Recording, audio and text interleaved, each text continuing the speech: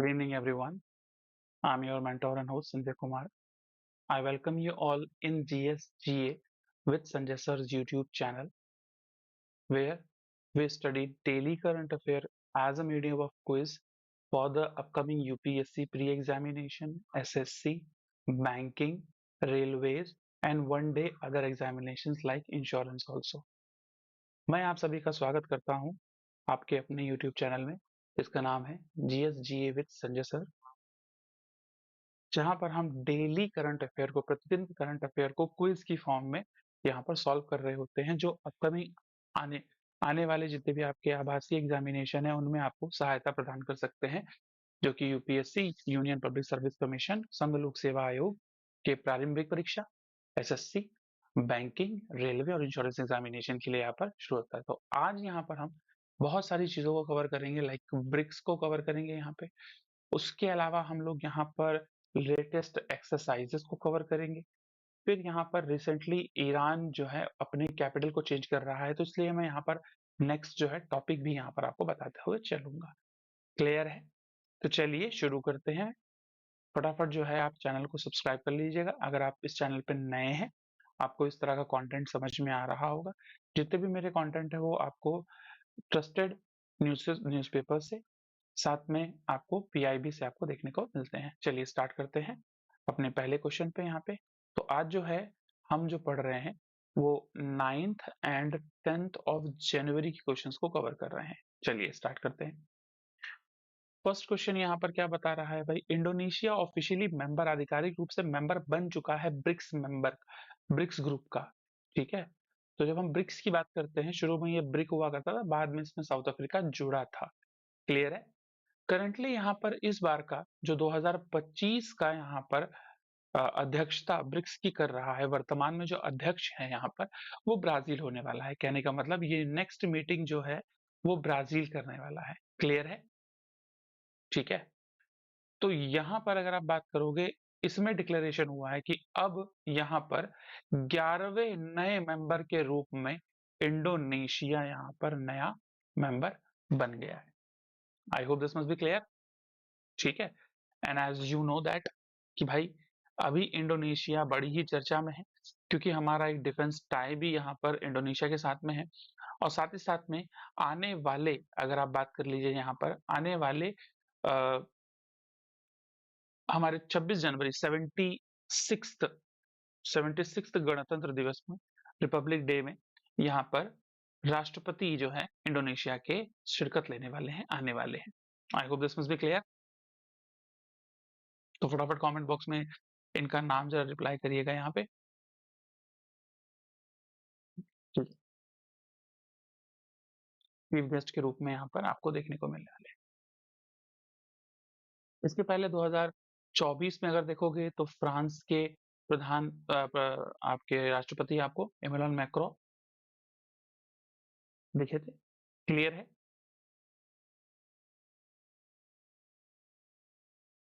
ये सारी चीजें हैं। चलिए, रिप्लाई किया आप सभी ने, वेरी गुड। कमेंट बॉक्स में रिप्लाई करते रहिएगा। तो यहाँ पे कौन है? प्रबोवो सोबिंतो। प्रबोवो सोबिएंतो। क्लियर है? तो प्रबोवो सोबिएंतो जो है यहाँ पर प्रेसिडेंट है इंडोनेशिया के, और इंडोनेशिया 11th कंट्री बन चुका है ब्रिक्स में शामिल होने वाला। तो यहाँ पर बात करी जाए, इसका डिक्लेरेशन 17th, इस बार की जो मीटिंग होगी 2025 की, वो 17th मीटिंग होगी। और कहाँ पर होगी? यहाँ पर साउथ अफ्रीका में नहीं, ब्राजील में होगी। ब्राजील इसकी अध्यक्षता कर रहा है। क्लियर है? अगस्त में अल्टीमेटली इसके लिए अनुसरण किया गया था, अगस्त में इसके लिए अप्लाई किया गया था कैंडिडेचर के लिए जोहान्सबर्ग में। अब इसको एक्सेप्ट कर लिया गया। इंडोनेशिया की बात कर जाए तो लार्जेस्ट पॉपुलेशन है साउथ एशिया की यहाँ पर। ठीक है, बड़ी पॉपुलेशन के रूप में देखा जाता है इसको। ब्रिक्स टर्म जो है सबसे पहले यहाँ पर 2001 में, ब्रिक्स जो टर्म है वो 2001 में इंट्रोड्यूस किया गया था बाय गोल्ड्समैन एंड सैक के इकोनॉमिस्ट थे, जिनका नाम था यहाँ पर जिम ओ नेल के द्वारा यहाँ पर 2001 में। तो इसकी फर्स्ट मीटिंग जो हुई थी, ये गेस्ट है 76th रिपब्लिक डे, लिख देता हूं मैं, रिपब्लिक डे परेड के। ठीक है, गेस्ट है 76 रिपब्लिक के यहाँ पे। उसके अलावा यहाँ पर बात करी जाए तो सबसे पहले इसकी मीटिंग जो हुई है वो 2009 में आपका रशिया में हुई थी। आई hope this must be clear. और 16वीं लेटेस्ट जो अगर इसके पहले अगर ये 17वीं इस साल होने वाली है तो वो किसने करी थी सर? रशिया ने करी थी 2024 की। तो आपको यहाँ पर देखो एक सिंगल क्वेश्चन में अगर आप बात करते हैं यहाँ पर इस सिर्फ सिंगल क्वेश्चन में सिर्फ एक ही चीज नहीं मिलती आपको, बहुत सारे आयाम हिस्ट्री सारी चीजें आपको देखने को मिलती है। क्लियर हुआ? तो लेटेस्ट मेंबर कौन बना है ये आपने पता लगा लिया जल्दी जल्दी, ठीक है, इंडोनेशिया। उसके साथ में आपने पता लगा लिया सबसे पहले कब इसका नाम आया था, किसने इसका नाम जिम ओनाइल उन्होंने लिया था, पहले ये ब्रिक था उसके बाद में साउथ अफ्रीका जुड़ा। तो मेरा क्वेश्चन है कब इसमें साउथ अफ्रीका जुड़ा है? क्वेश्चन समझ में आया आपको? क्वेश्चन समझ में आया आपको? आई होप सो। ठीक है, तो चलिए यहाँ पर ब्रिक्स की थोड़ी सी बातें कर लेते हैं। Brazil, Russia, India, China and south Africa. ठीक है, अभी रिसेंटली यहाँ पर डोनाल्ड ट्रंप आए हैं और यहाँ पर बोला उन्होंने कि वो ब्रिक्स पे क्या लगा देंगे, सैंक्शंस लगा देंगे। तो ठीक है, देखते हैं, क्योंकि डी डॉलराइजेशन पे हम लोग यहाँ पर बात कर रहे हैं, क्योंकि दुनिया का आज भी 80 से 90% जो ट्रेड होता है दुनिया का, ठीक है ना, वो डॉलर में होता है। इसकी वजह से एक अमेरिका की हेजेमनी है, हेजेमनी का कहने का मतलब होता है एक प्रभुसत्ता बनी हुई है, किसी भी देश पर वो ट्रेड के नाम पे सैंक्शंस लगा देता है, टैरिफ लगा देता है, टैरिफ बढ़ा देता है, टैक्स बढ़ा देता है। समझ में आया? इवन दो देशों के व्यापार करने पर भी वो रोक लगा देता है। क्लियर हो गया यहाँ तक?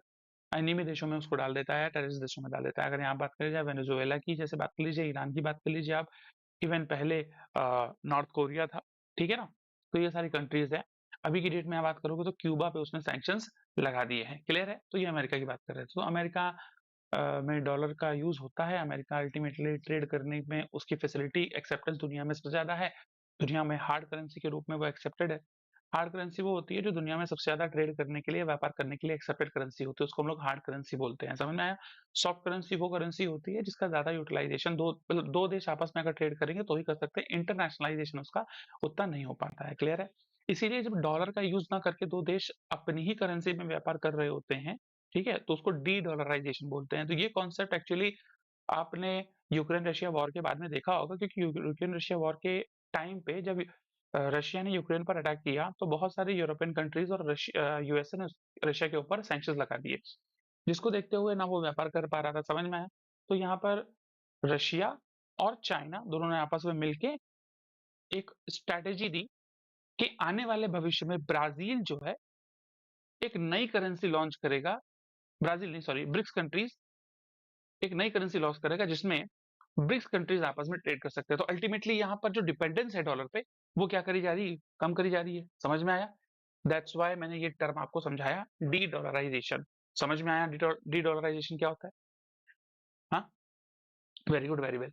तो यहाँ पर अगर बात करें, जब मेंबरशिप 6 जनवरी को यहाँ पर दी गई है, 11th मेंबर यहाँ पर बना है, ठीक है। करंट प्रेसिडेंट यहाँ पर ब्राजील है। इंक्लूडिंग कौन कौन है अगर यहाँ पर बात करोगे एक्सपेंशन में, तो ईरान, यूएई, इजिप्ट, इथोपिया, ये 2024 में ही जुड़ चुके हैं। तो अगर बात करोगे तो ऑलरेडी ब्रिक्स में क्या है भाई? Brazil, Russia, India, China and south Africa. अब इसके बाद में आपको क्या देखने को मिल रहा है? ईरान भी जुड़ चुका है, यूएई भी जुड़ चुका है, इजिप्ट भी जुड़ चुका है यहाँ पर। और रिसेंटली इजिप्ट जो ब्रिक्स का एक 2014 में बना हुआ एनडीबी बैंक है, न्यू डेवलपमेंट बैंक, क्लियर है, जिसका हेडक्वार्टर कहाँ है ये आप मुझे कमेंट बॉक्स पे रिप्लाई करोगे। क्लियर है? ठीक है, उसका भी रिसेंटली यहाँ पर मेंबर बना है इजिप्ट। क्लियर है? और यहाँ पर बात करोगे तो इथियोपिया यहाँ पर जो है मेंबर बन गया अभी रिसेंटली यहाँ पर। अल्टीमेटली ये तो आपके कितने हो गए? 5 ये हो गए आपके। क्लियर है? तो यहाँ पर ये आपके सामने और भी मेंबर आपको दिखाई दे रहे हैं। क्लियर है? तो 11वें मेंबर के रूप में यहाँ पर 11th मेंबर के रूप में रिसेंटली इंडोनेशिया को ऐड किया गया है। क्लियर हो गई यहाँ तक कहानी? कहाँ से पूछेगा, कहाँ से जाके पूछेगा, वो सारी बातें। ग्लोबल जीडीपी की बात कर लो तो 24% जीडीपी अपने आप में रखता है। Founding member Brazil, Russia, India, China थे। साउथ अफ्रीका 2010 में इसमें ऐड हुआ था, ये ध्यान रख लेना। यही मैंने अभी थोड़ी देर में क्वेश्चन पूछा था आपसे, तो मैंने इस क्वेश्चन को भी आपको आंसर कर दिया है। क्लियर हो गया यहाँ तक? पर टर्म जो कॉइन किया गया था नील के द्वारा किया गया था, ठीक है, 2000 पहली जो सिटिंग यहाँ पर समिट हुई थी वो रशिया में हुई थी 2009 में। हिस्ट्री पूरा सब कुछ 360 व्यू आपने देख लिया ब्रिक्स के बारे में, बोलो हाँ या ना? ठीक है, इसके बाहर से क्वेश्चन आने की संभावना अभी नहीं है। तो यहाँ पर अगर आप देखोगे तो जूम करके देखते हैं यहाँ पे, ठीक है, तो ये इंडोनेशिया आर्कीपेलागो कहलाता है, दुनिया का सबसे बड़ा आर्कीपेलागो है। आर्कीपेलागो बोलते हैं हम लोग ग्रुप ऑफ आइलैंड्स को।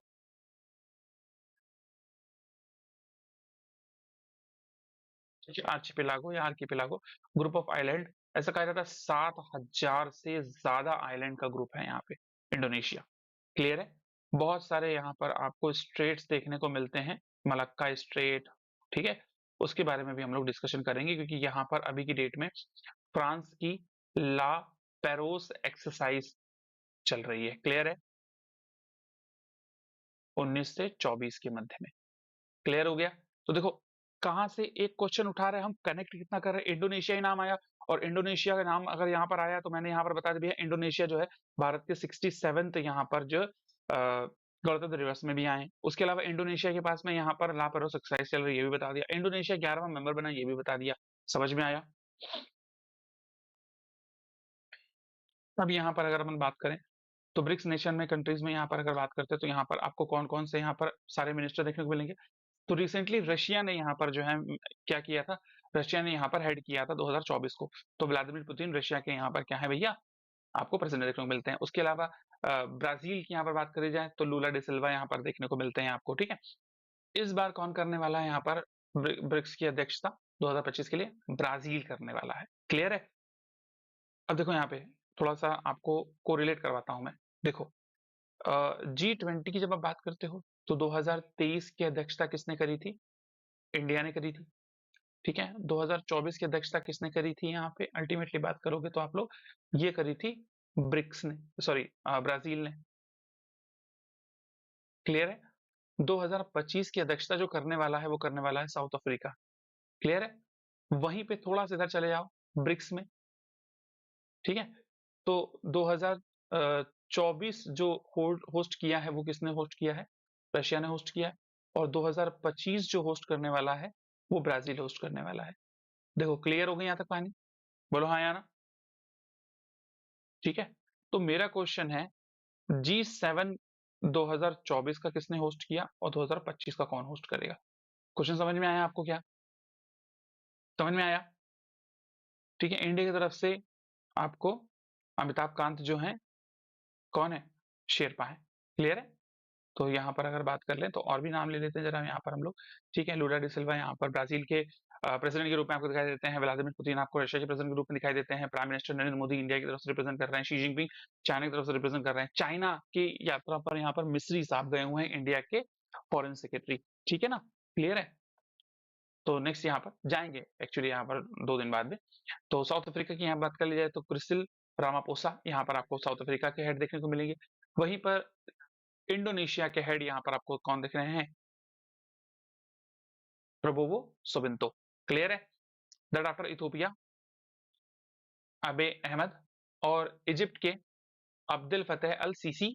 उसके साथ साथ में यहाँ पर आपको मोहम्मद फिजिखैन जो कि ईरान के हैं प्रेसिडेंट। उसके अलावा यहाँ पर अमीरात यूएई की अगर मैं बात कर लूँ तो यहाँ पर मोहम्मद बिन जायद अल नहान आपको देखने को मिलेंगे। क्लियर है? सारा गिना दिया? बोलो हाँ या ना। जरा एक काम करते हैं, ब्राजील की जितनी भी कंट्रीज है उनकी इकोनॉमी और उनका जो है इस तरीके से हम लोग देख लेते हैं कहाँ से क्वेश्चन पूछेगा, वो सारी बातें हैं। क्लियर है? तो अगर मैं ब्राजील की बात करूं तो यहाँ पर ब्राजीलिया, और टोटल यहाँ पर कैपिटा इनकम यहाँ पर इन सभी में पर कैपिटा इनकम देखोगे ना तो इथियोपिया की यहाँ पर सबसे कम नजर आएगी। उसके अलावा यहाँ पर देखोगे तो भारत की ऑलरेडी ब्रिक्स देशों में भी कम है, G20 में भी तो कम है, उसके अलावा ब्रिक्स देशों में भी कम है यहाँ पर कैपिटा इनकम। क्लियर है? इंडियन रुपए यहाँ पे। तो आपको यहाँ पर अल्टीमेटली सारा का सारा डेटा समझ में आ रहा होगा। क्लियर है? बोलो हाँ या ना। ये दोनों इंफोग्राफिक्स आपको लास्ट टाइम रिवीजन करने में, स्टैटिक को समझने में बहुत काम आने वाले हैं, तो इसको याद कर लीजिएगा। तो यहाँ पर हमने बात करी तो रिसेंटली यहाँ पर 11वें मेंबर के रूप में आया है, जो कि रिप्रेजेंट कर रहा है किसको, ग्लोबल साउथ को, क्योंकि अभी ब्रिक्स क्या है, ग्लोबल साउथ पे फोकस कर रहा है। ग्लोबल साउथ की जो टर्म है ये एक्चुअली किसके लिए काम करता है, इंडिया, ठीक है, प्लस जितने भी आपके यहाँ पर अफ्रीकन कंट्रीज हैं, ठीक है, प्लस साथ में जितने भी आइलैंड एशियान कंट्रीज हैं, एशियान एशियन आइलैंड कंट्रीज, ठीक है, ओशिनिया कंट्रीज। ओशिनिया कंट्रीज क्या होती है, जैसे आपने आपने फॉर एग्जांपल माइक्रोनेशियंस नाम सुना होगा। बोलो क्लियर है यहाँ तक? आई hope this must be clear. वैसे अगर बात करें जाए 27 ग्लोबल जीडीपी यहाँ पर कंसर्न करता है कौन, ब्रिक्स। 16% ग्लोबल ट्रेड को यहाँ पर रखता है अपने पास में। इसके पहले यहाँ पर ये लोग भी ऐड हो चुके हैं। 2009 में फाउंडिंग मेंबर के रूप में ये थे। ऑनलाइन ने यहाँ पर अल्टीमेटली बात करोगे तो ये सारा का सारा टर्म दिया था। क्लियर हो गई कहानी? ठीक है, सारी बातें स्टैटिक के साथ साथ में अपन ने कवर कर ली। ब्रिक्स में अभी आपको कोई भी डाउट नहीं होना चाहिए मेरे हिसाब से। अब देखो क्वेश्चन ये 2 है यहाँ पर, फिर से रिपीट हो गया, कोई बात नहीं है। ठीक है, अपन इसको एक नंबर से आगे लेके चलेंगे। तो इंडस फूड, क्या बात कर रहे हैं अपन? इंडस फूड ये रिकॉग्नाइज किया गया है एशिया का लार्जेस्ट यहाँ पर एक food and trade exhibition. Exhibition की बात करोगे तो बहुत सारे एग्जीबिशन अभी रिसेंटली आपको देखने को मिले। ठीक है, मैं कुछ नाम लेता हूं, आप कमेंट बॉक्स में रिप्लाई करोगे। जैसे कि यहाँ पर आपको ऑटो एक्सपो देखने को मिला दिल्ली में। ठीक है, नेक्स्ट मंथ में आपको जो है एयर एक्सपो देखने को मिलेगा, एरो। ठीक है, एरो एक्सपो। उसके अलावा यहाँ पर बात करी जाए उत्तराखंड में आपको जो है आयुष एक्सपो देखने को मिला। क्लियर है, आयुर्वेदिक वाला। उसके अलावा मध्य प्रदेश में आपको जो है वन महोत्सव देखने को मिला। ठीक है, संस्कृति महोत्सव उत्तर प्रदेश मना रहा है। ठीक है, 25 को फाउंडेशन डे उसका होता है। क्लियर हो गया यहाँ तक बात? ठीक है, तो बहुत सारे यहाँ पर एग्जीबिशन, बहुत सारे यहाँ पर आपको चीजें देखने को मिलती हैं। ठीक है, इसी प्रकार से आप रिवाइज करेंगे चीजों को। आई hope so this must be clear. तो यहाँ पे हम लोग 8 तारीख से 10 तारीख के मध्य में नोएडा में खास कर लिए बात कर ली जाए तो by the trade promotion council of India, by trade promotion council of India यहाँ पर क्या किया गया है, इसको मनाया गया है। Trade promotion council of India की यहाँ पर बात कर ली जाए तो ये डिपार्टमेंट ऑफ कॉमर्स के अंदर आने वाला रजिस्टर्ड एक तरीके से सपोर्ट करने वाला है। डिपार्टमेंट ऑफ कॉमर्स की यहाँ पर बात कर ली जाए तो कौन है, किसके पास में? Department of commerce, department of commerce Piyush Goyal sir के पास में। फूड प्रोसेसिंग यहाँ पर किसके पास में है अगर आप बात करोगे? ठीक है, तो एलजेपी पार्टी के, लोक जनदन पार्टी के यहाँ पर चिराग पासवान के पास में है। किसके पास में है? चिराग पासवान के पास में है। I hope this must be clear. ठीक है, तो ये सारी बातें मैंने अभी बता दी। और डीपीआईआईटी अल्टीमेटली अगर आप बात करोगे तो किसके अंदर आता है? ये मिनिस्ट्री ऑफ। ठीक है, अगर हम बात सुनना ध्यान से, अभी मैं आगे आपको जब बजट के सेशन लेके आऊंगा तब और भी सारी चीजें बताऊंगा। जैसे देखो, मिनिस्ट्री ऑफ फाइनेंस है, तो मिनिस्ट्री ऑफ फाइनेंस के यहाँ पर 5 आपके क्या आते हैं? डिपार्टमेंट आते हैं, 6 हो गए अभी तो। ठीक है, डिपार्टमेंट ऑफ रेवेन्यू। ठीक है, डिपार्टमेंट ऑफ एक्सपेंडिचर। ठीक है, डिपार्टमेंट ऑफ फाइनेंशियल सर्विसेज। ठीक, that after department of economic affairs. फिर यहाँ पर आपका आता है दीपम। ठीक है, एक सेकेंड, ये इंडस्ट्रियल ट्रेड, सॉरी सॉरी, ये जो है आपका किसके अंदर आता है?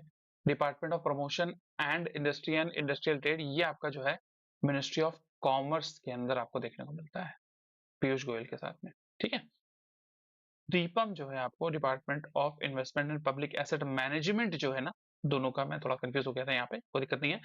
तो यहाँ पर हम मिनिस्ट्री ऑफ फाइनेंस के अंदर आता है ये। आई होप ये सारे डिपार्टमेंट हम लोगों ने देख लिए। ठीक है, और रिसेंटली 2021 में बात करोगे तो डिपार्टमेंट ऑफ पब्लिक एंटरप्राइजेस यहाँ पर जुड़ा था। ठीक है, public enterprise.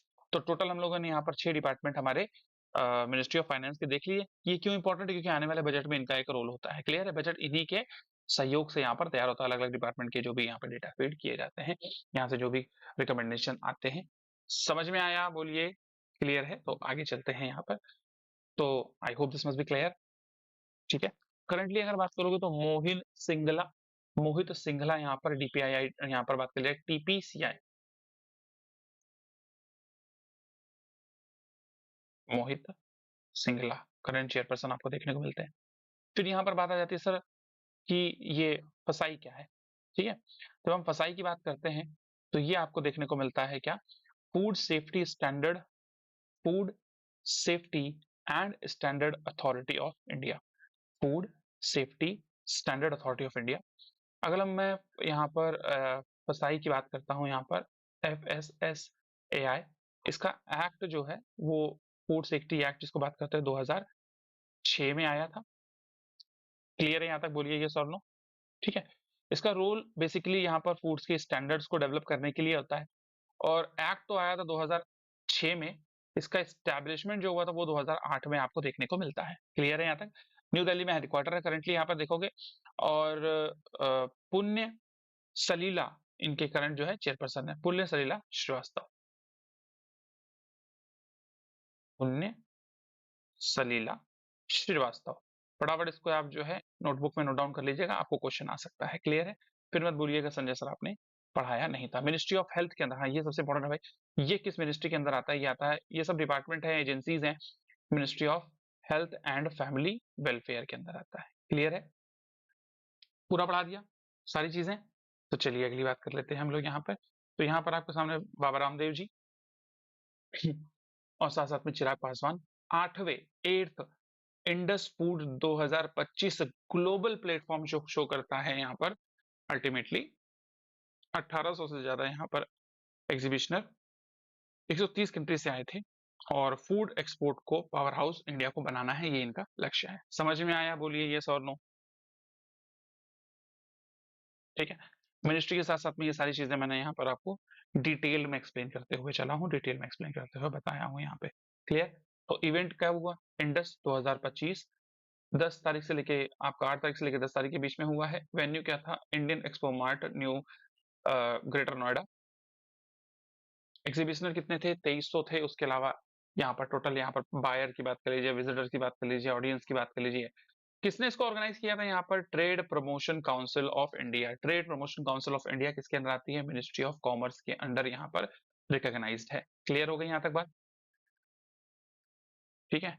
Agri food park, agri tech, इससे रिलेटेड प्रोसेसिंग फूड में किस तरीके से काम कर सकते हैं, प्रोसेसिंग कैसे किया जा सकता है फूड को, क्या क्या कैटेगरीज हैं, उसको लेकर यहाँ पर बातें करी गई हैं। तो आप इत्मीनान से इस कॉन्सेप्ट को रोके और इत्मीनान से दे सकते हैं। देखो, Indo Indus food manufacturing, Indus food, agritech, इन सब चीजों पे यहाँ पर एडिशनल इवेंट्स हुए हैं आपके अलॉन्ग साइड, और इतने आपको विजिटर्स, इतने आपको स्क्वायर मीटर में यहाँ पर फैला हुआ था, और यहाँ पर इतने अटेंडीज आपको देखने को मिले, इतने लोग यहाँ पर फुटफॉल हुआ है। क्लियर है? क्वेश्चन नंबर 3 यहाँ पर बात कर लीजिए। 2 यहाँ पर आ रहा है, एक क्वेश्चन पहले मैं पढ़ा चुका हूँ। ठीक है, चलिए इसी को काउंट कर लेते हैं, कोई दिक्कत नहीं, लास्ट में काउंट कर लेंगे। तो यहाँ पर क्वेश्चन क्या कर रहा है? पिछले 12 सालों में माइक्रो फाइनेंस ने यहाँ पर, अगर 12 साल की यहाँ पर बात करी जाए, मार्च 2012, ठीक है, से नवंबर 2024 के बीच में, पहले मार्च 2012 में माइक्रो फाइनेंस इंस्टीट्यूशंस ने यहाँ पर जो छोटे छोटे लोन सीमांत किसानों को, लघु उद्योग वालों को, फॉर एग्जांपल एमएसएमईज को, छोटे छोटे आड़तियों, इन सबको यहाँ पर क्या दिया जाता है? लोन दिया जाता है। छोटे लोगों को यहाँ पर जो है लोन यहाँ पर प्रोवाइड कराने का काम एम यहाँ पर एमएफआईज का है, माइक्रो स्मॉल यहाँ पर माइक्रो फाइनेंस इंस्टीट्यूशंस का है। समझ में आया? क्लियर है? जल्दी से मुझे कमेंट बॉक्स में बताइएगा, यहाँ तक चीजें क्लियर है तो फिर आगे चलता हूँ। वेरी गुड, बहुत बढ़िया। तो मार्च में 17,264 करोड़ रुपए तक यहाँ पर इसके थ्रू यहाँ पर डिस्ट्रीब्यूट किए गए थे। डिस्ट्रीब्यूट करने का मतलब लोन के द्वारा दिए गए थे, वित्तीय समावेश के अंदर दिए गए थे, फाइनेंशियल इंक्लूजन के यहाँ पर दिए गए थे। और नवंबर 2024 तक ऑब्वियस सी बात है, फैसिलिटीज भी बढ़ी हैं, बहुत सारी नई माइक्रो फाइनेंस आया है, तो इसके बाद में डिजिटलाइजेशन भी हुआ है आपका। ठीक है, डिजिटल इंडिया के थ्रू, याद है ना, लोग अवेयर बहुत ज्यादा हुए हैं यहाँ पर माइक्रो फाइनेंस को लेकर, चीजों को लेकर। फ्रॉड भी बढ़े हैं वो अलग बात है, लेकिन यहाँ पर चीजें कितना बढ़ गया है भैया? 3,93,000 करोड़ रुपए यहाँ पर दिए जा चुके हैं, विच इज ऑलमोस्ट 2100% ज्यादा है, 2100% ज्यादा है। समझ में आ गया कॉन्सेप्ट? चलिए वेरी गुड, बहुत बढ़िया। तो माइक्रो फाइनेंस वो इंस्टीट्यूशंस होते हैं जो कि स्मॉल लोन्स देते हैं यहाँ पर, चाहे आप स्मॉल फार्मर्स की बात कर लीजिए। जब मैं फार्मर्स की यहाँ पर बात करता हूँ तो कई बार मैं आपको चीजें बता चुका हूँ, फिर से यहाँ पर रिपीट करता हूँ। फार्मर्स की कैटेगरी को 3 बार से दिया गया है आपका। एक तो मार्जिनल फार्मर्स होते हैं, जिनको सीमांत किसान बोलते हैं, फिर आपके स्मॉल फार्मर्स हो जाते हैं, और फिर आपके मिडिल या फिर लार्ज फार्मर आपके हो जाते हैं, जिनके पास में 1 हेक्टेयर से भी 1 हेक्टेयर से भी कम की जमीन होती है उनको आप लोग मार्जिनल फार्मर्स या सीमांत किसान बोलते हैं। ठीक है, क्या बोलते हैं? मार्जिनल फार्मर्स या सीमांत किसान बोलते हैं। क्लियर है? लघु किसान उनको बोलते हैं जो 1 हेक्टेयर से लेकर 2 हेक्टेयर तक की जमीन जिनके पास में होती है। उसके बाद मिड में यहाँ पर बात कर लीजिए, 2 से ऊपर के जितने भी होते हैं वो मिड और लार्ज आपके फार्मर्स में आ जाते हैं, बड़े किसानों में आ जाते हैं। समझ में आया? इंडिया में आज भी अगर आप मार्जिनल किसान की बात करें तो 84% से ज्यादा किसान, 85 84 से 85% किसान भारत में आपको देखने को मिलते हैं, जो कि कैसे हैं? सीमांत किसान के रूप में आपको देखने। क्लियर है? यहाँ तक बोलिए ये और नो।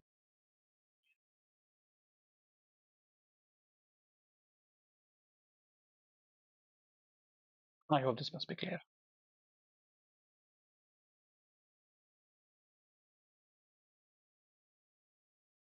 यही बात कर लेते हैं यहाँ पे।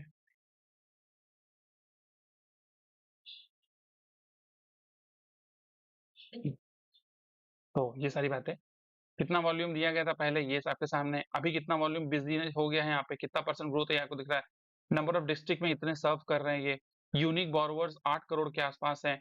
इकोनॉमी में कंट्रीब्यूशन अप्रोक्सीमेटली यहाँ पर 2.03 जीवीए के आसपास है। जॉब सपोर्ट यहाँ पर मिल रहा है 1.3 करोड़ लोगों को। उसके अलावा लोन डिस्ट्रीब्यूशन सिर्फ 2023-24 में अगर देखोगे तो 3.35 लाख करोड़ है। कितना है भाई? 3.35 लाख करोड़। आई hope this must be clear.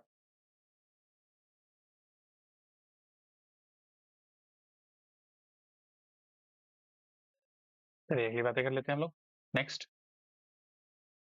Micro finance की अगर मैं बातें करूंगा यहाँ पे थोड़ा डिटेल में यहाँ पे चीजों को लेकर चलता हूँ मैं। आपको पता है जैसे कैटेगरीज होती है बहुत सारी, उन कैटेगरी से पहले यहाँ पर बात कर लेते हैं। माइक्रो फाइनेंस अगर इंडिया में बात करोगे तो ये छोटे छोटे लोन देते हैं, micro saving, micro insurance, fund transfer, छोटे छोटे लोन। ठीक है ना? Business model self help group को या तो फिर सेल्फ, जितने भी सेल्फ हेल्प ग्रुप्स होते हैं ना उनको यहाँ प्रोवाइड कराता है। सेल्फ हेल्प ग्रुप को यहाँ पे जो डेफिनेशन नाबार्ड ने दी है, किसने दी भाई? नाबार्ड ने, national bank for rural development. 1983 में, सॉरी 1982 में इसको बनाया गया था, बी शिवरमन कमेटी के रिकमेंडेशन के बाद। क्लियर है? जॉइंट लाइबिलिटी ग्रुप, JLG यहाँ पर देखने को। तो ऑब्जेक्टिव क्या है? फाइनेंशियल इंक्लूजन करना। फाइनेंशियल इंक्लूजन का मतलब क्या होता है? अनबैंक पीपल तक, अनबैंक एरिया तक बैंकिंग सर्विसेज को पहुंचाना। मतलब जहां पर आज तक बैंक नहीं पहुंचा है, जिन गांव में, जिन खेड़ों में, जहां पर गांव में या फिर ऐसी व्यवस्थाओं में जहां पर मतलब ऐसे टरेन है, रिमोट एरियाज है बहुत सारे, ठीक है, पहाड़ी इलाके हैं, जंगली है, जंगल के इलाके हैं, ऑब्वियस सी बात है, ठीक है, रेगिस्तान के इलाके हैं, ठीक है, आइलैंड एरियाज हैं, ठीक है, तो वहां पर ऑब्वियस सी बात है बैंक बहुत कम पहुंचते हैं। वहां तक के लोगों के लिए यहाँ पर बैंक सुविधा पहुंचाना, इवन गाँवों तक में यहाँ पर बैंक पहुंचे, इसीलिए इसको फाइनेंशियल इंक्लूजन कहा जाता है। समझ में आया? 2005 में खान कमेटी के द्वारा इसको रिकमेंड किया गया था। क्लियर है? उसके बाद में इसके अंदर बहुत सारी चीजें आए, चेंजेस आए। जैसे अगर फाइनेंशियल इंक्लूजन, वित्तीय समावेश की बात करते हैं तो सबसे पहले यहाँ पर जीरो बैलेंस अकाउंट इंट्रोड्यूस किया गया था। समझ में आया? जिसको नो फ्रिल अकाउंट भी कहा जाता था। क्या कहा जाता था? नो फ्रिल अकाउंट भी कहा जाता था। क्लियर है? बाद में उसको BSBDA अकाउंट के नाम से जाने लगा। BSBDA, basic saving bank deposit account, basic saving bank deposit account, basic saving bank deposit account. समझ में आया? 2014 में प्रधानमंत्री नरेंद्र मोदी ने यहाँ पर इसको चेंज करते हुए, अल्टीमेटली यहाँ पर बात करोगे तो एक नए अकाउंट को इंट्रोड्यूस किया, उसी को थोड़ा मॉडिफाई करते हुए इसको बोला जाएगा प्रधानमंत्री जन धन योजना। क्लियर है? क्लियर है? इससे रिलेटेड एक वीडियो आपका बहुत जल्दी ही, फाइनेंशियल इंक्लूजन से रिलेटेड एक वीडियो आपको जो है मैं पब्लिश कर दूंगा, लेके आ जाऊंगा। उसमें आप जो है फाइनेंशियल इंक्लूजन रिवाइज कर सकते हैं। इंपावरमेंट करना, सेल्फ सर्विसेज लेके आना, ऑब्वियसली बात है आप खुद का काम करोगे, खुद को पैसा मिलेगा, क्रेडिट आएगा तभी तो बिजनेस चलेगा भाई। पैसा कहता है कि पैसा आए तो आप बिजनेस करो, पैसे से पैसा ही बनता है। समझ में आया? एसेट से एसेट बनेगा। क्लियर है? तो स्टैटिस्टिक्स की यहाँ पर अगर मैं बात करता हूँ तो इतने अकाउंट ओपन किए हैं, 102 मिलियन। It's huge actually. यहाँ पर बात करोगे तो रेगुलेटरी कौन करता है माइक्रो फाइनेंस की? ऑब्वियसली बात है सर, यहाँ पर RBI के द्वारा रेगुलेशन की जाती है। उसके अलावा फिर यहाँ पर NBFC रहते हैं। NBFC क्या होता है? Non banking financial companies. Companies act 1956 के तहत ये रजिस्टर्ड होते हैं, लेकिन इनको लाइसेंस कौन देता है? RBI देता है। इसीलिए इसकी कैटेगरी यहाँ पर RBI डिसाइड करता है। रिसेंटली ही RBI ने यहाँ पर लार्ज NBFCs की कैटेगरीज को डिसाइड किया है। NBFCs वो वित्तीय संस्थान होते हैं जो शैडो बैंकिंग करते हैं। समझ में आया? शैडो बैंकिंग वो होता है मतलब एक टाइम पे ये या तो लोन को देंगे या तो डिपॉजिट एक्सेप्ट करेंगे। एनबीएफसी वो होते हैं जो या तो लोन को देंगे या तो हाँ, डिपॉजिट को एक्सेप्ट करेंगे। क्लियर हो गया यहाँ तक बात? हाँ, ये चीज ऑफर करते हैं करंटली इस तरीके से ऑपरेशनल है। 3 करोड़ यहाँ पर क्लाइंट आपको देखने को मिलता है। तो ये आपको एनबीएफसी का पूरा तिया पाचा समझ में आ गया, सब चीजें समझ में आ गई। आपको समझ में आया ये सब क्लियरिटी से? अगर आपको इस तरह की नॉलेज कंटेंट समझ में आ रहा है तो GSGA with Sanjay sir Telegram channel से भी जुड़ सकते हैं। साथ ही साथ में GSGA with Sanjay sir YouTube channel को स्प्रेड करिए जितना हो सकता है। क्लियर? फिर यहाँ पर बात करते हैं कैटेगरीज ऑफ माइक्रो फाइनेंस। कितनी कितनी कैटेगरीज होती हैं? एक तो मैंने बताया एनबीएफसी कैटेगरी होती है माइक्रो फाइनेंस की, जो कि क्या करते हैं, लेंड करते हैं ज्वाइंट यहाँ पर लेंडिंग ग्रुप्स को। ठीक है, लाइबिलिटी ग्रुप। रेज फंड करना रिसोर्सेज से, लोन फ्रॉम बैंक्स उठाना। फिर यहाँ पर रेगुलेट किया जाता है 2011 से आरबीआई के साथ में। 80% पूरा माइक्रो फाइनेंस का एनबीएफसी वाले ही कवर करते हैं। क्लियर है? उसके अलावा सेक्शन 8 ऑफ कंपनीज एक्ट में ये जो है रजिस्टर्ड होता है। मैंने कहा था कंपनीज एक्ट 1956 उसको अमेंड करके 2013 में अमेंड किया गया था। क्लियर है? कोऑपरेटिव भी यहाँ पर जो है माइक्रो फाइनेंस में आपके आते हैं, जो प्राइमरी एग्रीकल्चर क्रेडिट सोसाइटीज जो होते हैं ना वो। क्लियर है? उसके अलावा एनजीओ एमएफआई होते हैं, माइक्रो फाइनेंस इंस्टीट्यूशन होते हैं, जो कि 1860 registered under the society registration. इन सब में इंडियन ट्रस्ट एक्ट के साथ में ये सब आते हैं। क्लियर है? मैंने एनबीएफसी से related even micro finance related सारी चीजें बता दी। शुरुआत में अगर आप बात करोगे तो श्री महिला सेवा सहकारी बैंक के रूप में इसको एज एस्टैब्लिश किया गया था, लिंक किया गया था। किसको? नाबार्ड को एसएचजी से, सेल्फ हेल्प ग्रुप से, स्वयं सहायता समूह से, 1974-1984 के बीच में। ठीक है, क्योंकि 1982 में तो नाबार्ड ही आया था। चेंज फेज कहां पर देखने को मिला? 2002 से 2006 में, जहां पर अनसिक्योर्ड लेंडिंग यहां पर करी गई। देखो, अगर हम लोन की बात करते हैं तो लोन दो ही तरीके के होते हैं, आपने अभी तक पढ़ा होगा। देखो, दो तरीके लोन क्या होते हैं सर? या तो लोन सिक्योर होगा, ठीक है, या तो अनसिक्योर होगा। अनसिक्योर कहने का मतलब क्या होता है? अनसिक्योर का मतलब क्या है? लोन के अगेंस्ट में यहाँ पर कोई कोलैटरल, ठीक है, कोई यहाँ पर प्लेज, कोई यहाँ पर मॉर्गेज, मॉर्गेज बोलते हैं, या कोई सिक्योरिटी ली नहीं गई है। वहीं सिक्योर में कोई कोलैटरल, कोई प्लेज, कोई मॉर्गेज या कोई सिक्योरिटी किसी चीज को गिरवी रख के दिया गया, तो वो कहलाता है सिक्योर लोन। क्लियर है? और जिसमें नहीं ली जाती वो कहलाता है अनसिक्योर लोन। क्लियर है? I hope this must be clear. आपका होम लोन सिक्योर्ड लोन की कैटेगरी में आता है। अनसिक्योर्ड लोन की कैटेगरी में आप पर्सनल लोन को और एजुकेशन लोन को रखते हैं। इसीलिए इनका जो रेट ऑफ इंटरेस्ट होता है, आरओआई होता है, वो हाई होता है। और यहाँ पर होम लोन्स में आरओआई, रेट ऑफ इंटरेस्ट, यहाँ पर क्या होता है आपका? लो होता है। क्लियर हो गई यहाँ तक कहानी? ठीक है। आरबीआई ने माइक्रो फाइनेंस को प्रायोरिटी बेसिस पे यहाँ पर कहा कि भाई प्रायोरिटी बेसिस पे यहाँ पर रहेंगे। ग्रोथ एंड क्राइसिस 2007 से 2010 के बीच में आपको रैपिड देखने को मिलती है। यहाँ पर कंसोलिडिफिकेशन इनका किया गया, इनको 2012 से 15 के बीच में आपको कंसोलिडिफाई करके और इनको बड़ा बनाया गया। जैसे कि मंगलम कमेटी बनाई गई 2012 में, अगर आप बात करोगे। उसके बाद में नई कैटेगरी लाई गई यहाँ पे, ठीक है, नॉन बैंकिंग फाइनेंशियल इंस्टीट्यूशंस की। ठीक है, यूनिवर्सल बैंकिंग का लाइसेंस बंधन बैंक को दिया गया। ठीक है, जो कि एक सबसे बड़ा लेंडर के रूप में, पहले वो माइक्रो फाइनेंस बैंक था, धीरे धीरे धीरे बड़ा बैंक होते होते बंधन बैंक बन गया। क्लियर है? बोलो हाँ या ना। आरबीआई 2014। मुद्रा लोन 2015 में लाए गए, याद है क्या? ठीक है, कल ही मैंने बताया था, माइक्रो यूनिट डेवलपमेंट एंड। इसके अंदर अगर बात करता हूं मैं आपको, तो 3 तरह के लोन हो जाते हैं, शिशु किशोर तरुण। ठीक है, क्वेश्चन नंबर 3 पे हम बात करते हैं। स्टेट बैंक ऑफ इंडिया ने रिसेंटली ग्रोथ के लिए बात करी। यहाँ पर ग्रोथ के लिए क्या बात करी? यहाँ पर अभी देखो, मैं सारी चीजें रिपीट करूंगा, सारी चीजें यहाँ पर रिवाइज कराऊंगा। देखो, अगर हम जीडीपी की बात करते हैं, व्हाट इज जीडीपी, और ये क्वेश्चन अभी रिसेंटली ही एक बच्चे को कहीं मैंने क्लास में बता दिया था। ठीक है, वो इंटरव्यू में डायरेक्टली क्वेश्चन पूछ लिया गया था। तो आप कहीं से भी कुछ ना कुछ पढ़ते हो तो हमेशा कान खुले रखो, कहीं से भी आपकी चीजें पूछी जा सकती हैं। ठीक है, जीडीपी अगर मैं बात कर लूं, ग्रॉस डोमेस्टिक प्रोडक्ट, क्या होता है? एक फाइनेंशियल ईयर में पर्टिकुलर ज्योग्राफिकल एरिया से इन अ सिंगल फाइनेंशियल ईयर आप कितने अमाउंट के गुड्स एंड सर्विसेज प्रोड्यूस करते हो, वो कहलाता है सिंपल भाषा में जीडीपी। समझ में आया? गुड्स और number of goods and services produced in a particular geographical area in a particular financial year. समझ में आया? एक विशिष्ट प्रकार के,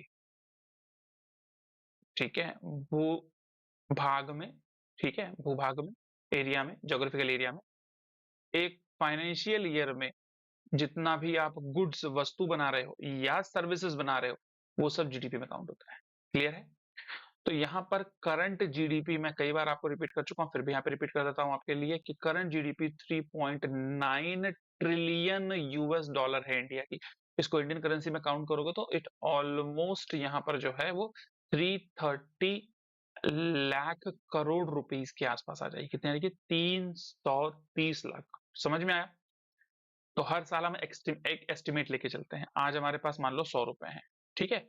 तो हम एक एस्टिमेट लेके चलते हैं कि भाई अगले साल में हमारा 6% ग्रोथ होगा, 7% ग्रोथ होगा, 5% ग्रोथ होगा या 8% ग्रोथ होगा। समझ में आया? तो ऑब्वियस सी बात है, जब हम इस परसेंटेज को लेके चलते हैं तो हमारा 105 या 106 या 107 बढ़ जाता है। समझ में आया? तो करंट जीडीपी ये है हमारी। क्लियर है? उसको हम किस एस्टिमेट से ग्रो करेंगे ये आपको पता लगता है। समझ में आया? और इसमें होता ये है, आप अगर देखोगे तो देखो दुनिया भर के बहुत सारे चौधरी बैठे हुए हैं। चौधरी कहने का मतलब देखो इंटरनेशनली अगर आप बात करते हैं, ठीक है, ठीक है, इंटरनेशनली यहाँ पर देखोगे तो फॉर एग्जाम्पल आपका कौन है यहाँ पे? आईएमएफ है, ठीक है, वर्ल्ड बैंक है, एशियन डेवलपमेंट बैंक है, एआईआईबी है। समझ में आया? हम्म। उसके बाद में नोमेरा है, नोमारा जिसको बोल देते हैं, डेलॉइट है। क्लियर? उसके अलावा अगर बात कर लो, मान लो यूरोपियन यूनियन भी कमेंट कर रही है इंडियन जीडीपी पे, यूएसए भी कमेंट कर रहा है इंडियन जीडीपी पे। क्लियर है? ठीक है। उसके अलावा स्टैंडर्ड एंड पुअर्स कमेंट कर रहा है यहाँ पर, मूडीज यहाँ पर बता रहे हैं भैया इंडियन जीडीपी किस तरीके से यहाँ पर काम करेगी, किस तरीके से जाएगी यहाँ पर। समझ में आया? या फिच है। तो ये यहाँ पर चौधरी बनते हैं, कहने अल्टे मतलब यहाँ पर इंडिया की ग्रोथ को एस्टिमेट करते हैं, तो इस समय कितनी ग्रोथ। अच्छा, ये जब कोई कमेंट करते हैं तो होता ये है कि जो फॉरेन इन्वेस्टर्स है, अगर इंडिया की जीडीपी बहुत बेहतर तरीके से ग्रोथ करी तो फॉरेन इन्वेस्टर इंडिया के अंदर आके क्या करेंगे? इन्वेस्ट करेंगे। अगर इन्होंने क्या किया, एक सर्टिफिकेट दे दिया। सर्टिफिकेट क्या दिया कि आने वाला जो एस्टीमेट है वो 6% से ज्यादा की ग्रोथ करेगा, या 7% से ज्यादा की ग्रोथ करेगा भारत, या 8% से ज्यादा की ग्रोथ करेगा। समझ में आया? या इन्होंने मान लो पहले 8 दिया, फिर बाद में क्या कर रहे हैं, वो 7 कर दे रहे हैं, उसको कम कर दे रहे हैं, या फिर 6 कर दे रहे हैं उसको। समझ में आया? तो इससे क्या पता लग रहा है? इससे पता लग रहा है कि इन्होंने जो अपना एक फाइनेंशियल एनालिसिस किया, उससे ये पता लग रहा था कि यहाँ पर इंडिया की ग्रोथ स्लो डाउन हो रही है, नीचे आ रही है। समझ में आया कॉन्सेप्ट? कॉन्सेप्ट अपने को समझना है। क्लियर है? ठीक है, I hope so this all these things clear. ठीक है, वहीं पर हम इंडिया में बात कर लेते हैं। तो नेशनली अगर अपन बात करते हैं तो नेशनली हमारे भारत में भी कुछ है भैया जो बताते हैं, प्रिडिक्ट करते हैं कि इस तरीके से हमारी ग्रोथ रहने वाली है, हमारी जीडीपी ग्रोथ रहने वाली है। जैसे कि ऑब्वियस सी बात है, हमारा RBI, reserve bank of India. Bharat में भी गवर्नमेंट में अगर बात करोगे तो एनएसओ आपका हो जाता है। सांख्यिकी विभाग से अगर बात करोगे, नेशनल स्टैटिस्टिक्स ऑफिस, जो कि मॉस्पी के अंदर आता है, ministry of statistics and programme implementation, ministry of statistics and programme implementation, MoSPI. Clear हो गया? ठीक है। उसके अलावा बात कर लो, क्रिसिल है, सिबिल है, इकरा है, ऑन इकरा है, क्रेडिट रेटिंग एजेंसीज हैं, केयर है। ठीक है, ये भी यहाँ पर जो है एक तरीके से क्या, एक एस्टिमेट निकाल रही होती है, एक अनुमान निकाल रही होती है कि भारत की ग्रोथ कितनी होगी आने वाले भविष्य में।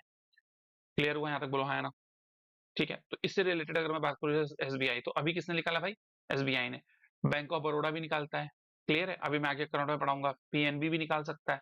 तो ऑब्वियस सी बात है, जो बैंक है वो अपने एस्टिमेट बता रहे होते हैं। तो यहाँ पर जो इंडिया एनएसओ के अनुसार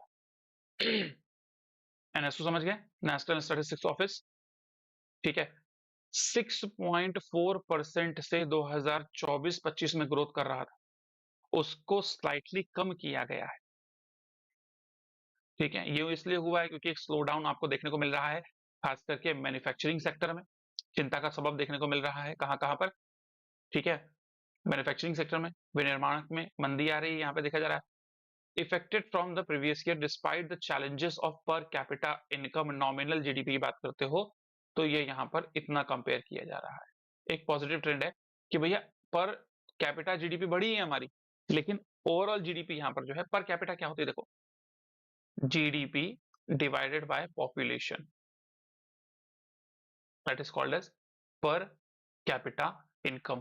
क्लियर है? बोला है ना कि प्रति व्यक्ति आय कितनी होगी। अब इसमें कॉन्सेप्ट और आ जाता है, इसको हम लोग बोलते हैं फाइनेंशियल इनइक्वालिटी। ठीक है, ऑक्सफैम की रिपोर्ट आती है जिसको इनइक्वालिटी हम लोग बोलते हैं। इनइक्वालिटी में क्या है देखो, इंडिया के अंदर जो 10% आपके फॉर एग्जांपल कॉर्पोरेट्स हैं या बड़े बड़े अमीर लोग हैं, वो यहाँ पर 70% से 80% संपत्ति को रखते हैं, मतलब जीडीपी के को होल्ड करते हैं। क्लियर है यहाँ तक? और जो 90% जनता है उसके पास में बहुत कम संपत्ति है। तो यह है इनइक्वालिटी। और ये दिखती कहां से है? ये पर कैपिटा इनकम से दिखती है। अगर वैसे देखोगे तो आज की डेट में भैया अंबानी भाई साहब के पास में कई लाख करोड़ रुपए की टोटल संपत्ति है, 3 लाख करोड़ रुपए, 4 लाख करोड़ रुपए। ठीक है, वो अगर अपने बेटे की शादी में कुछ पैसा लगाते भी हैं यहाँ पे, तो वो उनकी पूरी अपनी कमाई, पूरी अपनी रेवेन्यू का 0.5% तक भी नहीं लगाते हैं। समझ में आ रहा है नहीं आ रहा है? लेकिन अगर एक मिडिल क्लास और लोअर मिडिल क्लास की बात कर लीजिए, तो वो तो उधार लेके शादी कर रहा होता है। समझ में आया नहीं आया? ठीक है, ऑब्वियस सी बात है। मैं यही बात नहीं कर रहा वो कैसे कर रहे वो उनकी समझ है। ठीक है ना?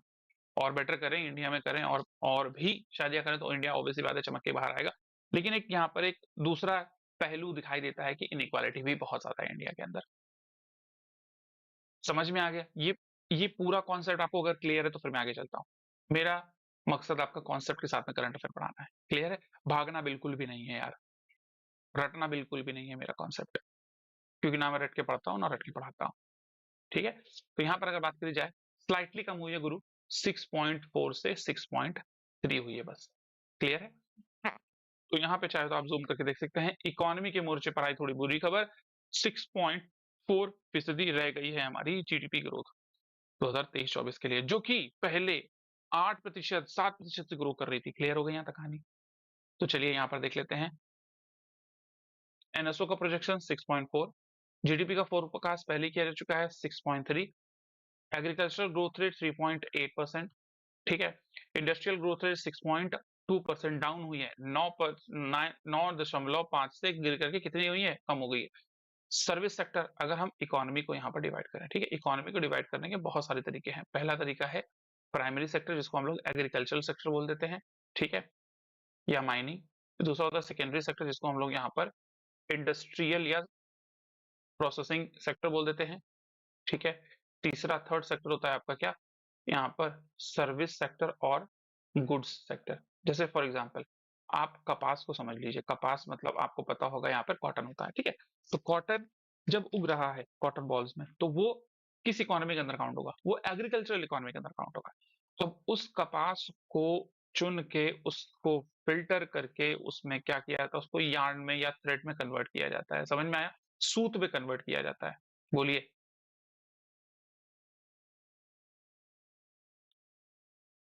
तो वो क्या कहलाएगा?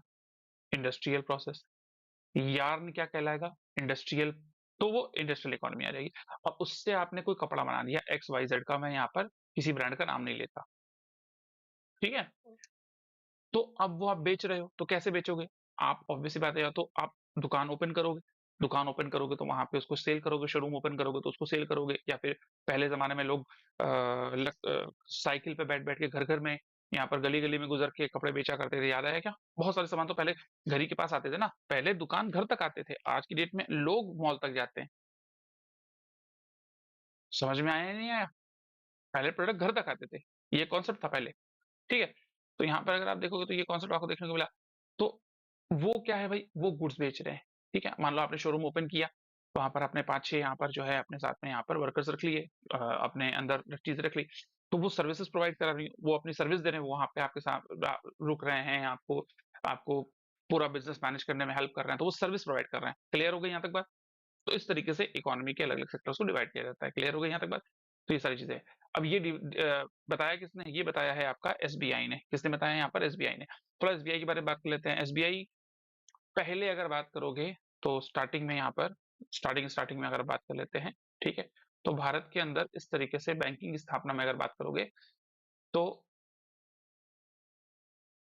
1809 में पहले बैंक बना था बैंक ऑफ बंगाल, ठीक है? 1840 में बना था बैंक ऑफ बॉम्बे, ठीक है? 18 लिखना चाहिए था मुझे, 19 लिखा है मैंने, ठीक है? 1843 में बना था बैंक ऑफ मद्रास। क्लियर हुआ? इन्हीं को आगे चल के मर्ज कर दिया गया था 1921 में और बना दिया गया था इंपीरियल बैंक ऑफ इंडिया। इसी इंपीरियल बैंक को आगे चल के काम सौंपा गया एज आरबीआई का। लेकिन आरबीआई जब 1934 में एक्ट आके 1935 में आरबीआई बन गया यहाँ पे, तब इसका काम उतना नहीं रहा और 1955 में इसको एसबीआई में कन्वर्ट कर दिया गया, स्टेट बैंक ऑफ इंडिया में कन्वर्ट कर दिया गया। क्लियर है?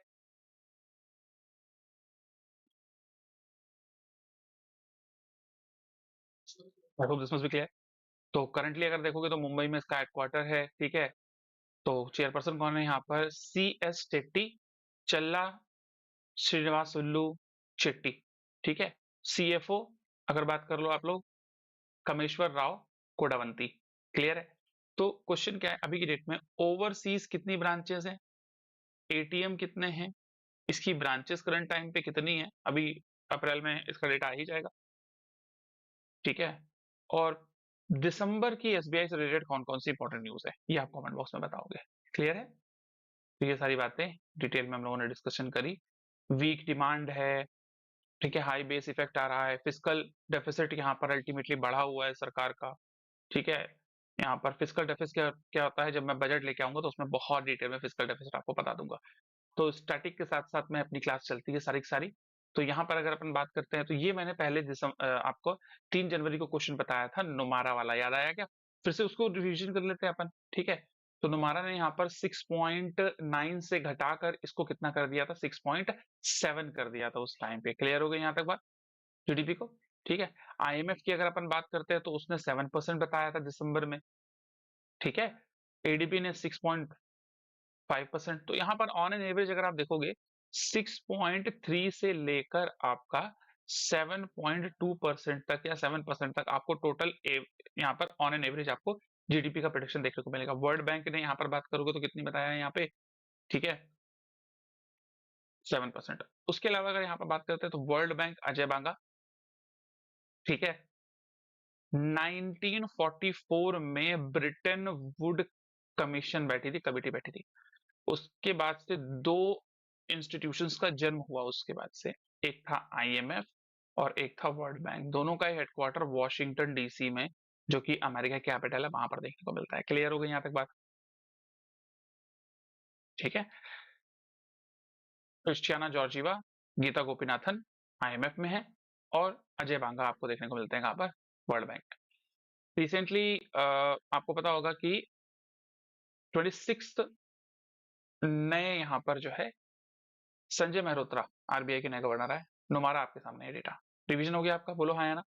रिवीजन हो गया। अलग अलग कैटेगरी में भी है, मैंने बस चीज बताई, आप पुराने वीडियोस रख के देखिएगा, आपको समझ में आ जाएगा सारी चीजें। बोलिए क्लियर है? जरा कमेंट बॉक्स में रिप्लाई करते रहिएगा आप लोग। क्लियर है? बीमा सखी ये भी बता चुका हूँ वैसे आपको, अगर बात करोगे तो बीमा सखी जो लॉन्च किया गया था वो एलआईसी के द्वारा लॉन्च किया गया था, प्रधानमंत्री मोदी जी ने इसको लॉन्च किया था।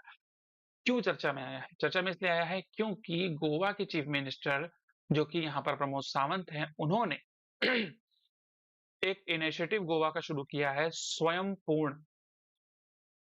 पूर्ण गोवा 2.0 इनिशिएटिव शुरू किया है। वहां पर इसको लॉन्च किया गया गोवा के अंदर। समझ में आया? लॉन्च तो पूरे इंडिया में हो चुका है एलआईसी के थ्रू, बट फिर से इसको एक तरीके से रिलॉन्च किया गया है गोवा स्टेट के अंदर, इसको प्रसारित किया गया। तो यहाँ पर मिनिमम एज फॉर बीमा सखी, एज अगर बात कर लो तो एज तो अलग है कॉन्सेप्ट, लेकिन मिनिमम एजुकेशनल क्वालिफिकेशन जो है वो 10वीं पास होना जरूरी है उनको। क्लियर है? तो जरा इस बारे में जरा थोड़ी चर्चा कर लेते हैं हम लोग। बीमा सखी का पहले महीने में अगर हम बात करते हैं, ठीक है, दिसंबर से लेकर जनवरी के बीच में, एक महीने के अंदर 50,000 से अधिक रजिस्ट्रेशन आए हैं। मतलब यहाँ पर जो लेडीज हैं या जो पढ़ी हैं, उसके बाद एक साथ साथ में वर्क करना चाहते हैं, एलआईसी एजेंट बनना चाहते हैं, एलआईसी में काम करना चाहते हैं, तो उनके लिए एक बेहतर मौका डेवलप किया जा रहा है ताकि इकोनॉमी में विमेन का भी कंट्रीब्यूशन हो। यहाँ पे समझ में आया बोलो, वो भी सेल्फ डिपेंडेंट बने, इसीलिए ये स्कीम लाई गई थी। आई hope this must be clear. बीमा सखी अगर बात करो कि 18 साल से लेकर 70 साल की उम्र तक है, 10वीं क्लास पास होना चाहिए, स्टाइपेंड इनको 2.16 लाख का मिलेगा। विमेन एम्पावरमेंट इसका, और इंश्योरेंस के लिए अवेयरनेस प्रोड्यूस करना, ये इसका प्राइमरी गोल है। तो यहाँ पर अगर बात करोगे, पहले तो 3 साल ट्रेनिंग दिया जाएगा। इस 3 साल में पहले साल फर्स्ट साल में आपको 7,000 रुपए, और दूसरे साल में आपको यहाँ पर 6,000 रुपए, तीसरे साल में यहाँ पर आपको 5,000 रुपए अल्टीमेटली प्रदान किए जाएंगे स्टाइफन के रूप में। क्लियर है? तो मेरा क्वेश्चन है कि ये प्रति माह है या ये एनुअली है? समझ में आया? क्या ये आपको एक मुश्त एक साल में दिया जाएगा, ये जो पैसा है? क्वेश्चन है, कमेंट बॉक्स में रिप्लाई करिएगा। पार्टिसिपेशन यहाँ पर किया जा रहा है कि भाई in future after this training, 3 साल की ट्रेनिंग के बाद में, 3 साल के इस नॉलेज के बाद में 15,000 रुपए प्रति माह वो आसानी से कमा सके। 1 लाख वुमेन को इसमें जोड़ने का एनरोलमेंट है। 18 साल से 70 साल की है। लॉन्च डेट आपका जो है 9 दिसंबर थी। तो एक महीने के अंदर 50,000 रजिस्ट्रेशन यहाँ पर आ चुके हैं। बोलो क्लियर है यहाँ तक? समझ में आया आपको?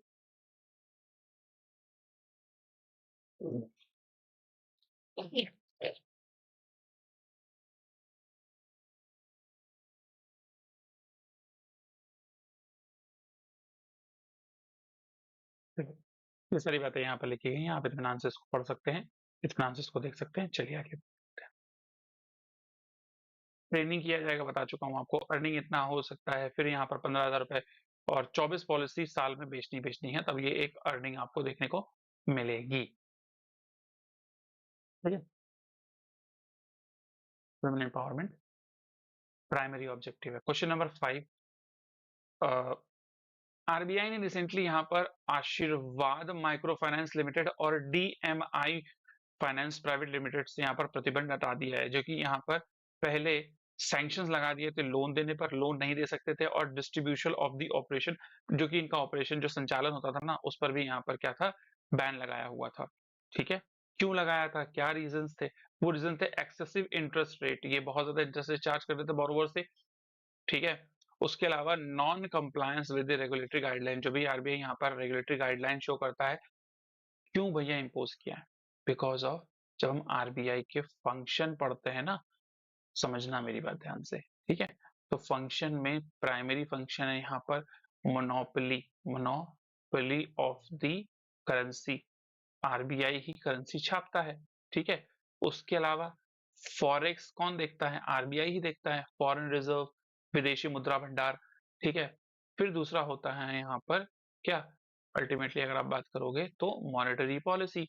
ठीक है, महंगाई को रोकने के लिए, to the curtail the inflation, यहाँ पर कर्टेल करने के लिए क्या भैया, आरबीआई है। लेकिन इसके अलावा भी कुछ एक फंक्शन है, जो फंक्शन आपको देखोगे कि ये जो है बैंकर्स ऑफ ऑल बैंक है, बैंकों के भी ये पिताजी हैं अल्टीमेटली बात करोगे। ठीक है, बैंक कहीं से भी प्रॉब्लम आ रही है यहाँ पर जा सकते हैं। ठीक है, गवर्नमेंट्स बैंक है ये, जितने भी भारत सरकार, और भारत सरकार तो एक ही एक है, उसके अलावा राज्य सरकार जितने भी हैं उनके भी यहाँ पर ये डिपॉजिट ऑन लोन प्रोवाइड करता है, उनके डिपॉजिट एक्सेप्ट करता है गवर्नमेंट्स बैंक। समझ में आया? बोलो हाँ या ना। इसमें एक वर्ड आता है LOLR, lender of last resort, lender of last resort. मेरा क्वेश्चन है ये क्या है, कमेंट बॉक्स में करिएगा, क्योंकि ये क्वेश्चन इंटरव्यू में बहुत पूछा गया है। नेक्स्ट क्लासेस में जब भी चीजें होंगी तो LOLR के बारे में डिटेल में डिस्कशन करेंगे हम लोग। क्लियर है?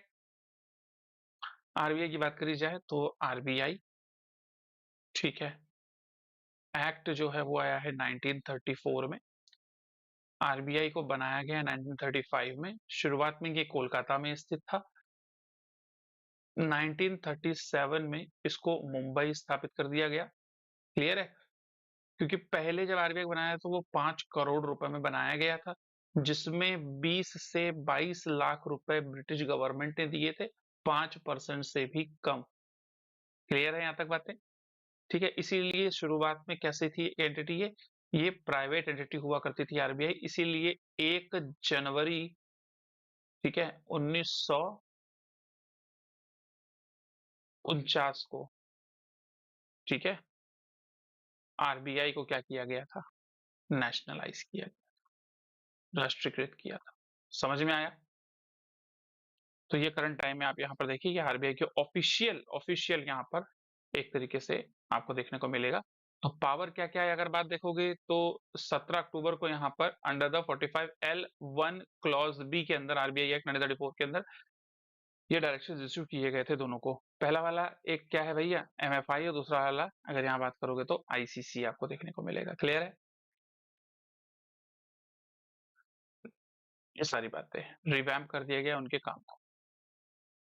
ठीक है, अब यहाँ पर बात आ जाती है सर एनबीएफसी क्या होता है। मैं पहले भी डिस्कशन आपसे कर चुका हूँ इस विषय पे, फिर भी डिस्कशन आपसे कर लेता हूँ यहाँ पे कि भाई एनबीएफसी वह वित्तीय संस्थान होते हैं, NBFCs are those financial institutions that provide loan और डिपॉजिट। और है या तो अगर यहाँ पर बात करी जाए कि भाई बैंक की डेफिनेशन से मैं आपको बताऊं, बैंक की डेफिनेशन सेक्शन 5B के अंदर लिखी हुई है, बैंक वह वित्तीय संस्थान होता है जो डिपॉजिट एक्सेप्ट करता है और लोन प्रोवाइड करता है। समझ में आया? अगर मैं यहाँ पर या तो लगा दूं तो ये बैंक ना रह के एनबीएफसी बन जाएगा। समझ में आया? बस, या तो डिपॉजिट एक्सेप्ट करे या तो लोन प्रोवाइड करे, या तो एक साथ दोनों काम नहीं कर सकता क्योंकि उसको ऐसा लाइसेंस ही नहीं मिलता है। Non-banking financial institution provide loan, acquire financial securities, offering lease, insurance services। ठीक है, इस तरीके से यहाँ पर इवन एग्रीकल्चरल सेक्टर में, इंडस्ट्रियल सेक्टर में, ट्रेडिंग सेक्टर में, ई स्टेट में यहाँ पर ये सारा सारा काम करने को दिखता है। इनका रजिस्ट्रेशन अगर बात कर लो तो कंपनीज एक्ट के अंदर होता है। ठीक है, कंपनीज एक्ट 1956 जिसको अमेंड किया गया 2013 में। फिर मत बोलना संजय सर आपने पढ़ाया नहीं था। भाई ध्यान से पढ़ाया, ध्यान से पढ़ लो।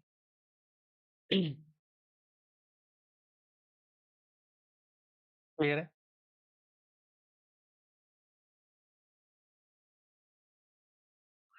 Personal loan, home loans, vehicle loans, gold loan, जैसे अगर मैं सिंपल से बताऊं, देखो कुछ होती हैं डिपॉजिट एनबीएफसी और कुछ होती है loan NBFC.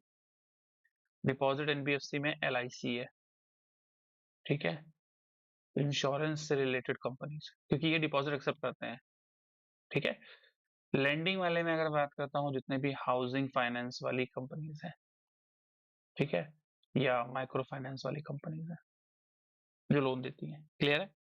Personal loan, insurance services, investment management, ये सारी बातें। क्लासिफिकेशन में बात करोगे तो asset finance company, investment company, loan company, अभी मैं एमएफआई बता के आ रहा था आपको, ठीक है ना, अलग अलग कैटेगरी में इसको डिवाइड किया गया है। एक डिपॉजिटर, डिपॉजिटर में यहाँ पर आपको अलग है। फिर यहाँ बात आ जाती है सर कि type of institution, regulatory authority, जितने भी एनबीएफसी है वो आरबीआई में रजिस्टर्ड होते हैं। हाउसिंग वाला आपका नेशनल हाउसिंग बैंक में रजिस्टर्ड होता है, ठीक है। फिर mercantile banking companies, venture capital, stock broking, वो सेबी में रजिस्टर्ड होती है। ये भी कंपनी कैसी है? एनबीएफसी है।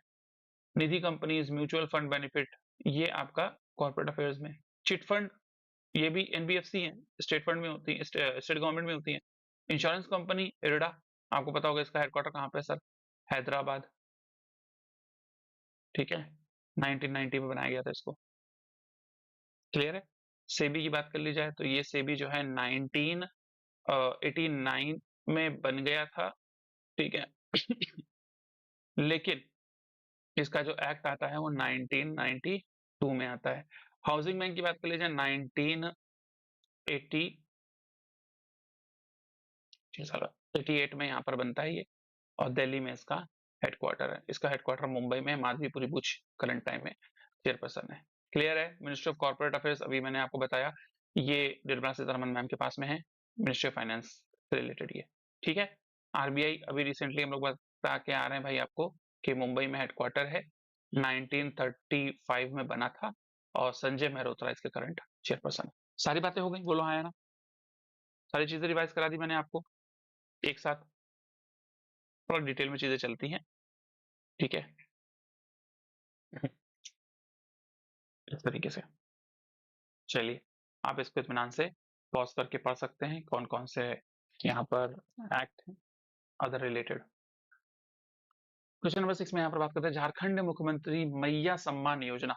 अब देखो यहाँ पर मैं जितने भी स्टेट की विमेन या फीमेल्स रिलेटेड या बच्चियों से रिलेटेड, क्योंकि रिसेंटली आपको पता होगा यहाँ पर बेटी बचाओ बेटी पढ़ाओ स्कीम को 10 इयर्स कंप्लीट हो चुके हैं, उसके साथ साथ में नीति आयोग की बात करता हूं, इसको भी यहाँ पर जो है 10 इयर्स कंप्लीट हो चुके।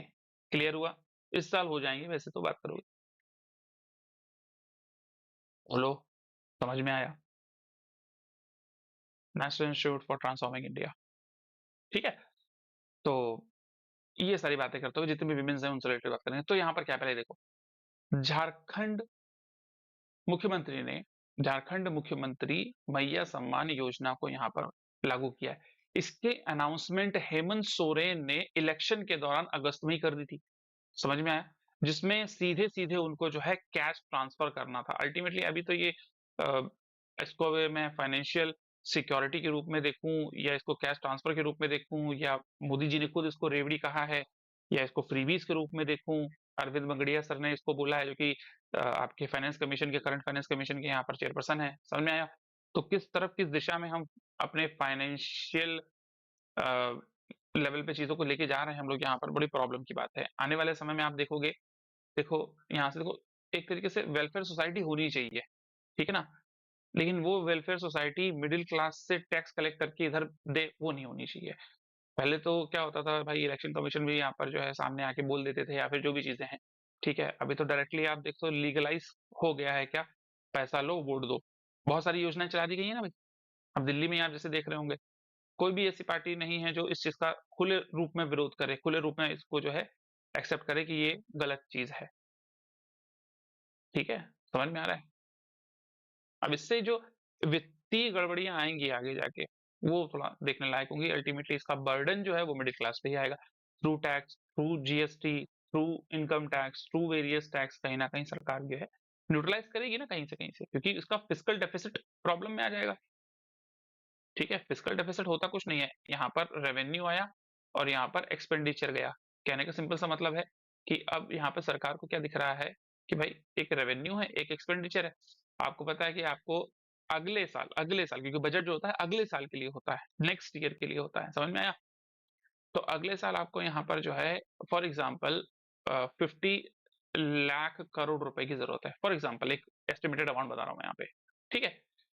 आपके पास जो है वो आपके पास में 32 लाख करोड़ रुपया आ रहा है। क्लियर है यहाँ तक? बोलो है ना? तो गैप है यहाँ पर कुछ, कितने का गैप है भाई?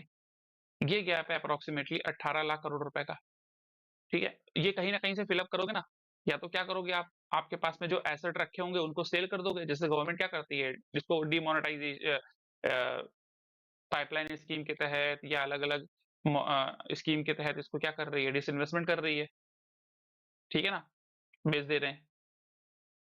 या आप लोन लोगे, तो लोन कहाँ से लोगे भैया? या तो आप फॉर एग्जांपल घर से ही ले लोगे, लाइक आरबीआई है, हाँ, या गवर्नमेंट कोई सिक्योरिटी निकालती है अपनी खुद की, ठीक है, गवर्नमेंट बॉन्ड निकाल दे रही है, उससे पैसा उठा रही है मार्केट से, इंडियन मार्केट से उठा ले रही है। या तो फिर भैया वर्ल्ड से उठा ले रही है, यूएसए से ले रही है पैसा, मान लो अभी जापान से फॉर एग्जाम्पल हम लोगों ने कहाँ पे भाई, मुंबई और पुणे की, सॉरी, मुंबई और अहमदाबाद के बीच में जो हम लोग हाई स्पीड रेल ट्रेन कर रहे हैं ना, उसमें तो फंडिंग जापान कर रहा है ना, या वर्ल्ड बैंक आ गया या एडीबी आ गया, समझ में आया? तो यही चीज प्रॉब्लमेटिक हो जाती है, इसी में हमारा फिस्कल डेफिसिट बढ़ता है। इसके लिए एक एक्ट आया था, FRBM act, FRBM act, fiscal responsibility and budget management act, बहुत इंपॉर्टेंट है। अब देखते हैं कैसे चलती हैं, चलिए इसको छोड़ते हैं, अपन बजट में चले जाएंगे वरना। तो अब यहाँ पर कैश ट्रांसफर की बात हो रही है भाई, पहले 1,000 रुपए प्रॉमिस किया गया था, उसको बढ़ाकर अब यहाँ पे 1,500 रुपए दिया जाएगा, ऐसा कहा जा रहा है। इसके इसके लिए कहा जा रहा है कि 9,000 करोड़ रुपए की यहाँ पर एक्स्ट्रा बर्डन, यहाँ पर स्टेट के अंदर आपको एस्टिमेटेड बर्डन आपको देखने को मिले, एक्स्ट्रा एस्टिमेटेड जो भी है, ठीक है।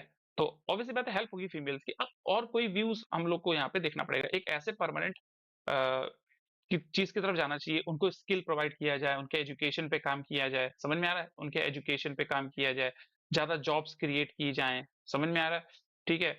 जितने भी आपके प्राइवेट सेक्टर हैं, उनको इन्वॉल्वमेंट ज्यादा से ज्यादा बढ़ाई जाए, ठीक है, उनके इन्वेस्टमेंट पर फोकस किया जाए, उनको इन्वेस्टमेंट करने के लिए बोला जाए।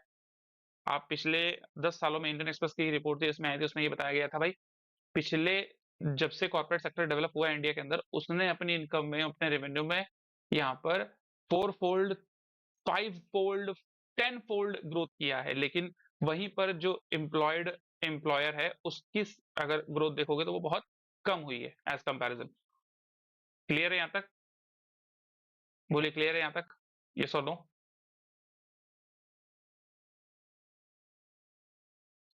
आई होप सो। तो चलिए अब इस बात को साइड में रखते हैं। अल्टीमेटली क्या है यहाँ पे, 50 लाख लोगों को यहाँ पर ये प्रोवाइड किया जाएगा, 50 लाख लोगों को।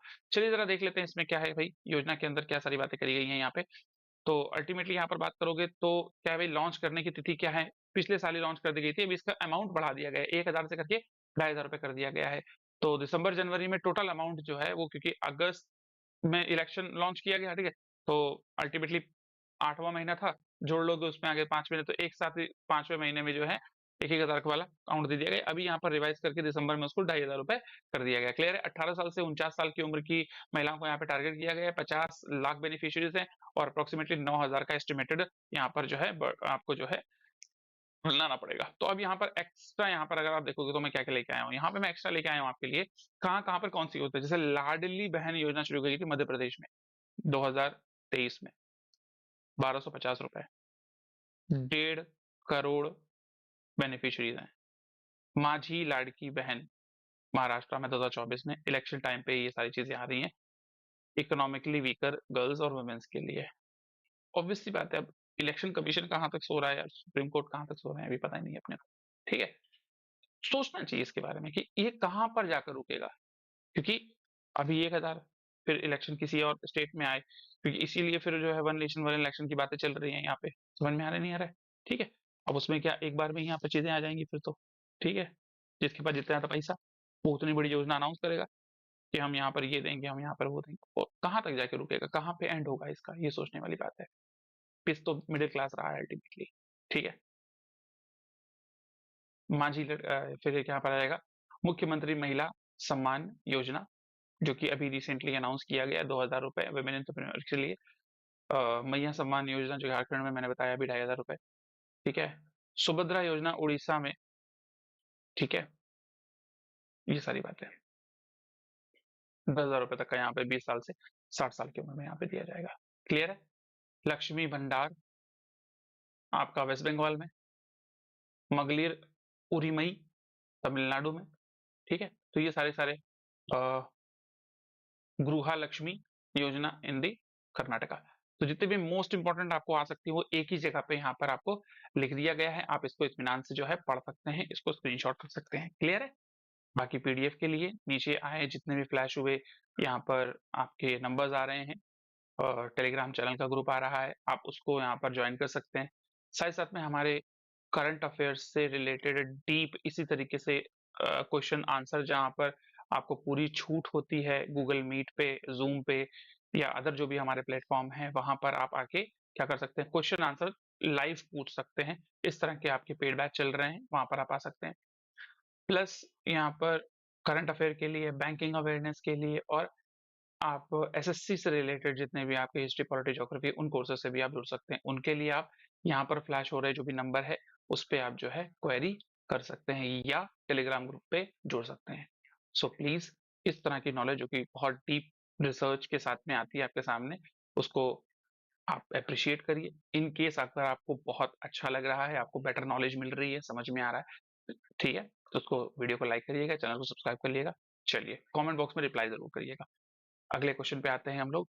गण उत्सव, गुण उत्सव यहाँ पर बात करी जाए तो गुण उत्सव में यहाँ पर असम गवर्नमेंट ने एक सिग्निफिकेंट स्टेप लिया है जो कि क्वालिटी ऑफ स्टेट एजुकेशन को सुधारने के लिए किया गया है। क्लियर है?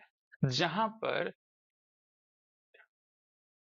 स्कूल के अंदर 14.11 कहने का मतलब 14,11,000 स्टूडेंट अक्रॉसली जो स्कूल और डिस्ट्रिक्ट में है, उनकी लर्निंग, उनके आउटकम पे फोकस किया जा रहा है, उनको सुधार किया जा रहा है, उनके शैक्षिक मानकों पर सुधार किया जा रहा है, जिसके लिए एमपी और एमएलएज यहाँ पर जो है इन्वॉल्व हो रहे हैं। क्लियर है? सरकार के साथ असम में।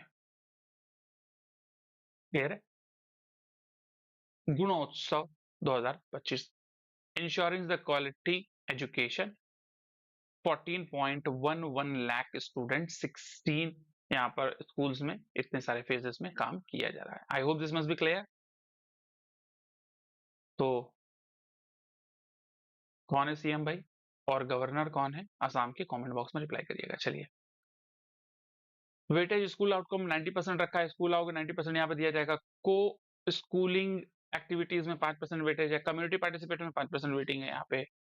ठीक है, बारापेटा, बिजाली, श्रीभूमि, कामरूप, करीबी, उसके अलावा और भी जितने भी लक्ष्मीपुर, ठीक है, नवेगांव, नौगांव, तो यहाँ पर ये सारी जगहों पर ये चीजें पहले से शुरू की गई हैं। हिस्टोरिकल 2017 में इसको लॉन्च किया गया था। फर्स्ट फेज में इतने स्कूल जुड़े थे और इतना अचीवमेंट ए ग्रेड में आया था, तो स्कूल आपके बेटर होंगे इससे। क्लियर है? अच्छी है।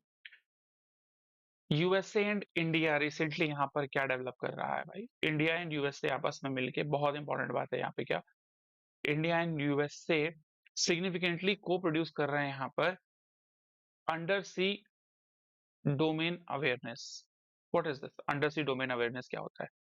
देखो, ये वो टेक्नोलॉजी है जिसके through deep sea research, deep sea oil, even submarine से रिलेटेड भी यहाँ पर जो भी प्रॉब्लम्स होती हैं, या सबमरीन है या फिर कोई भी इस तरह से अनआइडेंटिफाई ऑब्जेक्ट है, उसको यहाँ पर जो है आप रिसर्च के माध्यम से देख सकते हैं। समझ में आया? अंडर सी डोमेन अवेयरनेस बड़ी ही इंपॉर्टेंट हो जाता है। India and USA have established a significant partnership between the for the co-produce for USA Sonobuoy। इसका नाम क्या है भाई? इस ऑपरेटर का या फिर इस मशीन का नाम क्या है? सोनोबॉयंस।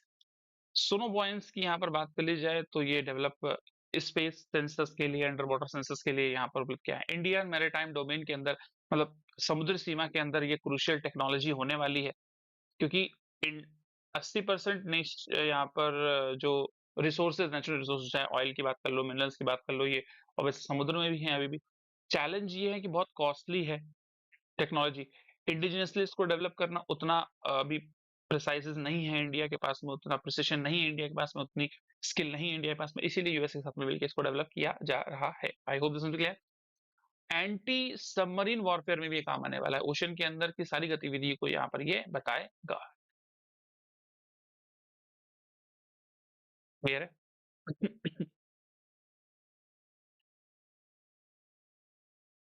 यूएसए इंडिया के बीच में बहुत सारे स्ट्रेटेजिकल यहाँ पर आप देख रहे होते हैं। ठीक है, बहुत सारे यूएसए से रिलेटेड हम काम कर रहे हैं। जैसे निसार की अगर मैं बात कर दूं, ठीक है, यूएसए इंडिया रिलेशन की अगर मैं बात कर दूं, तो नासा के साथ मिलकर इस साल हमको यहाँ पर क्या करना है भाई? निसार भेजना है।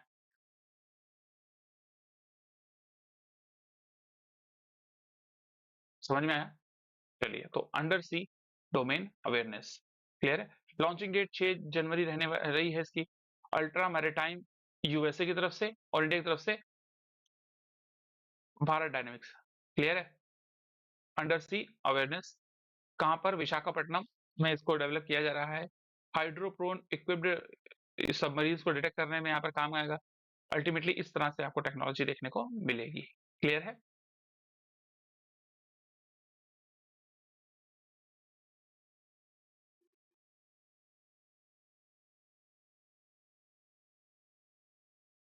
आई होप सो। चलिए, तो सारी सारी डिटेल आपके सामने है। यूएस नेवी स्टैंडर्ड्स इसको डेवलप किया जा रहा है।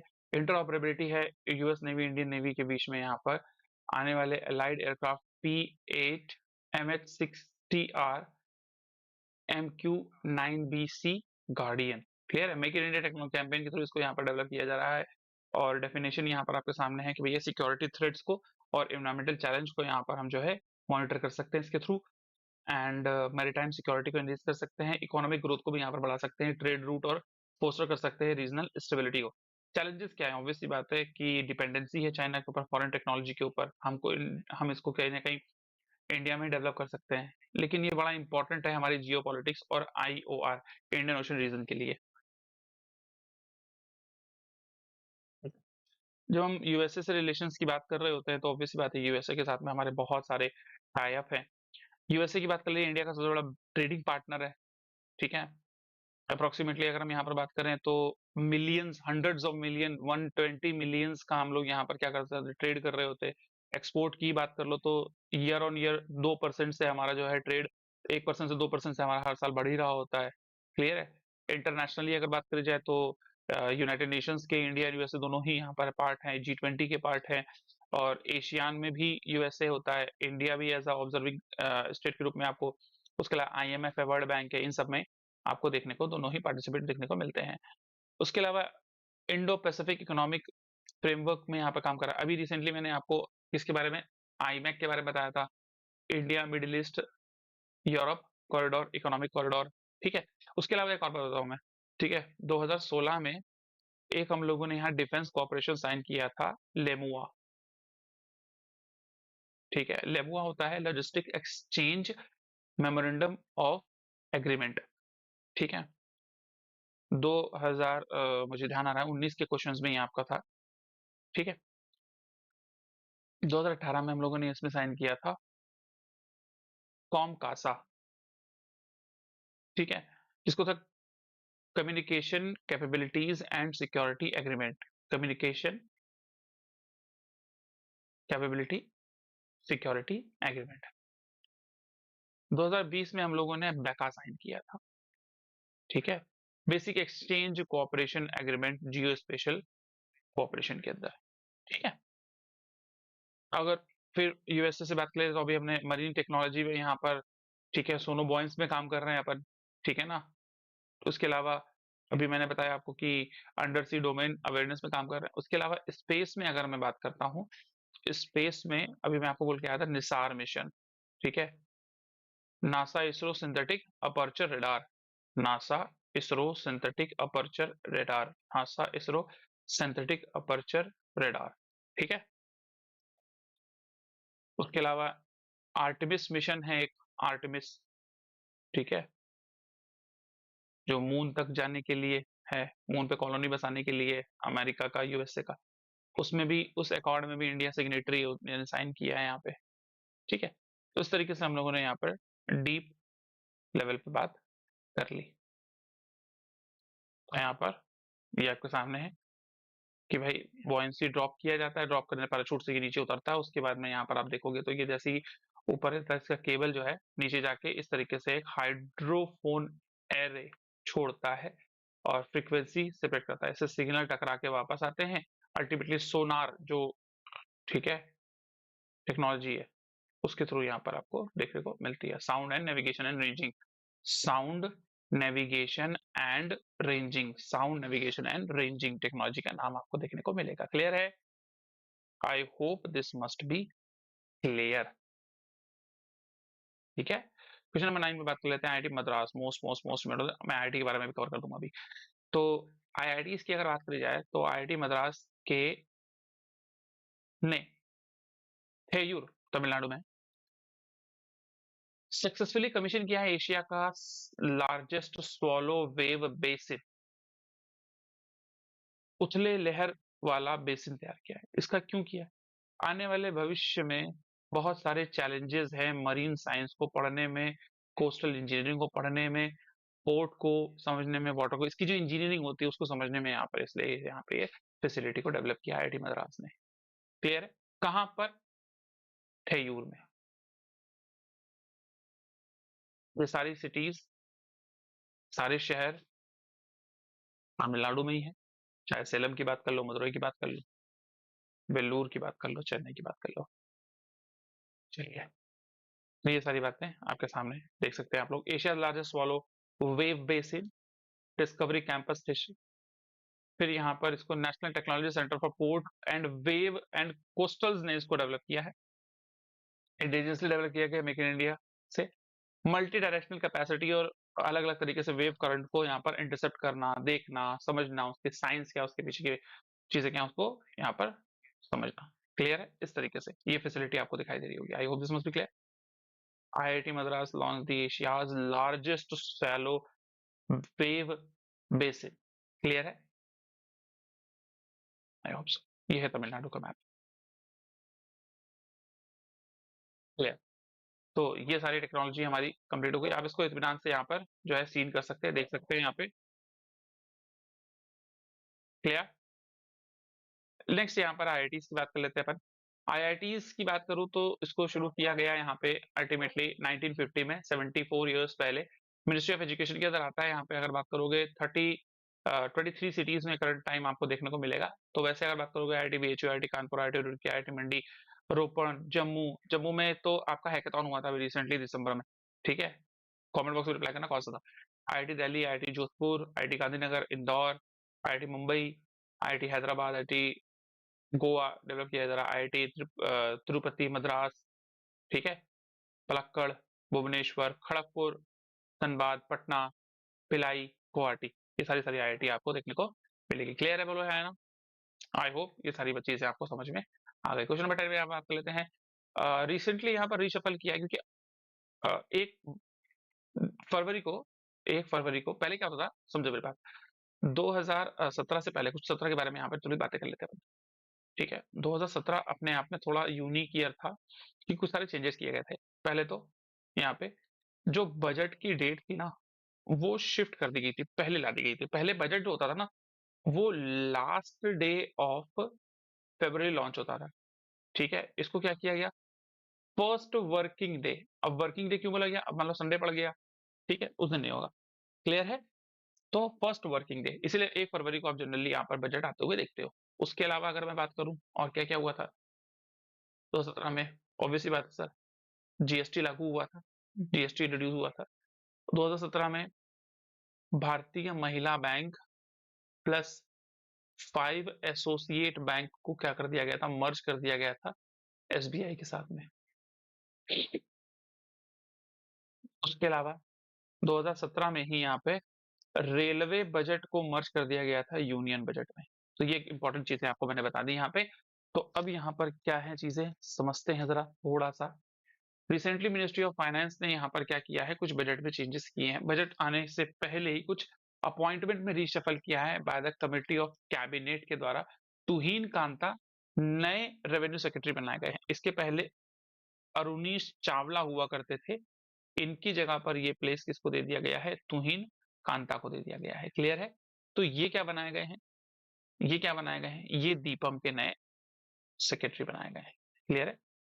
Department of investment and public asset management, थोड़ी सी क्लास के पहले आप अगर देखोगे तो मैंने मिनिस्ट्री ऑफ फाइनेंस के सारे डिपार्टमेंट पे डिस्कशन किया था, आप उसको एक बार देख लीजिएगा, रिवाइज कर लीजिएगा। ठीक है, तुहिन कांत नए रेवेन्यू सेक्रेटरी बनाए गए हैं। बहादुर सिंह सागू की बात कर ली जाए तो एथलीट फेडरेशन ऑफ इंडिया के नए चेयरपर्सन बनाए गए हैं। कृष्णा विनोद चंदन जो हैं, ये रिसेंटली जो है हाई कोर्ट से सुप्रीम कोर्ट में आए हैं। ठीक है, सुप्रीम कोर्ट के अंदर ये नए अपॉइंटी हैं और करेंटली 34 जो टोटल स्ट्रेंथ है, जो टोटल स्ट्रेंथ है यहाँ पर सुप्रीम कोर्ट की, वो कंप्लीट हो चुकी है इनके आने से। कृष्णा विनोद चंदन, जस्टिस कृष्णा विनोद चंदन। क्लियर है? अजीमुल हक की बात कर ली जाए तो इनको जो है वीके वीके सक्सेना जो आपके दिल्ली के गवर्नर हैं, ठीक है, उन्होंने इनको क्या अपॉइंट किया गया है, ये LG हैं, लेफ्टिनेंट गवर्नर। इन्होंने इसको जो है दिल्ली वक्फ बोर्ड का चेयरपर्सन घोषित किया, बनाया है, CEO बनाया है, चेयरपर्सन नहीं, CEO of Delhi Waqf board, Waqf board. Clear हो गई यहाँ तक बात? ठीक है, कुछ यहाँ पर अपन जो है अपॉइंटमेंट देख लेते हैं। जैसे ये देखिए, ये आपके सामने तुहीन कांता, ठीक है, और ये आपके सामने अरुणीश चावला। कुछ रिसेंट अपॉइंटमेंट देख लेते हैं, जैसे कि अगर बात करता हूँ एसोचैम की बात करें, एसोसिएशन फॉर चैम्बर्स कॉमर्स, ठीक है, मनीष सिंघल।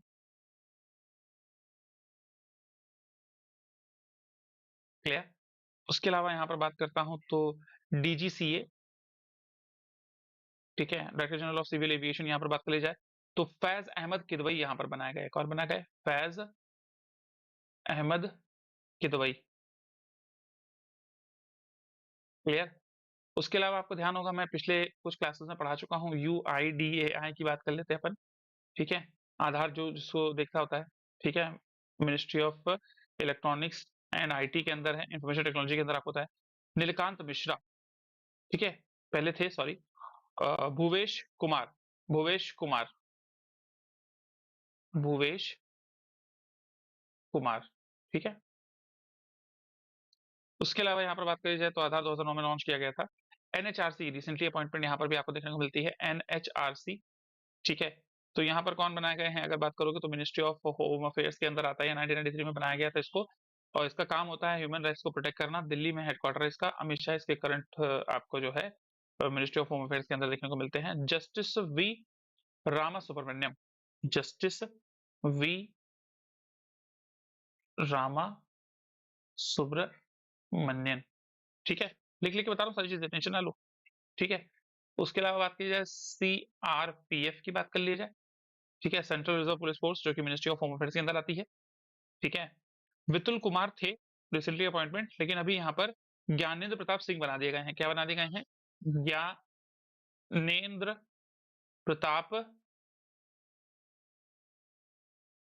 सिंह बना दिए गए हैं।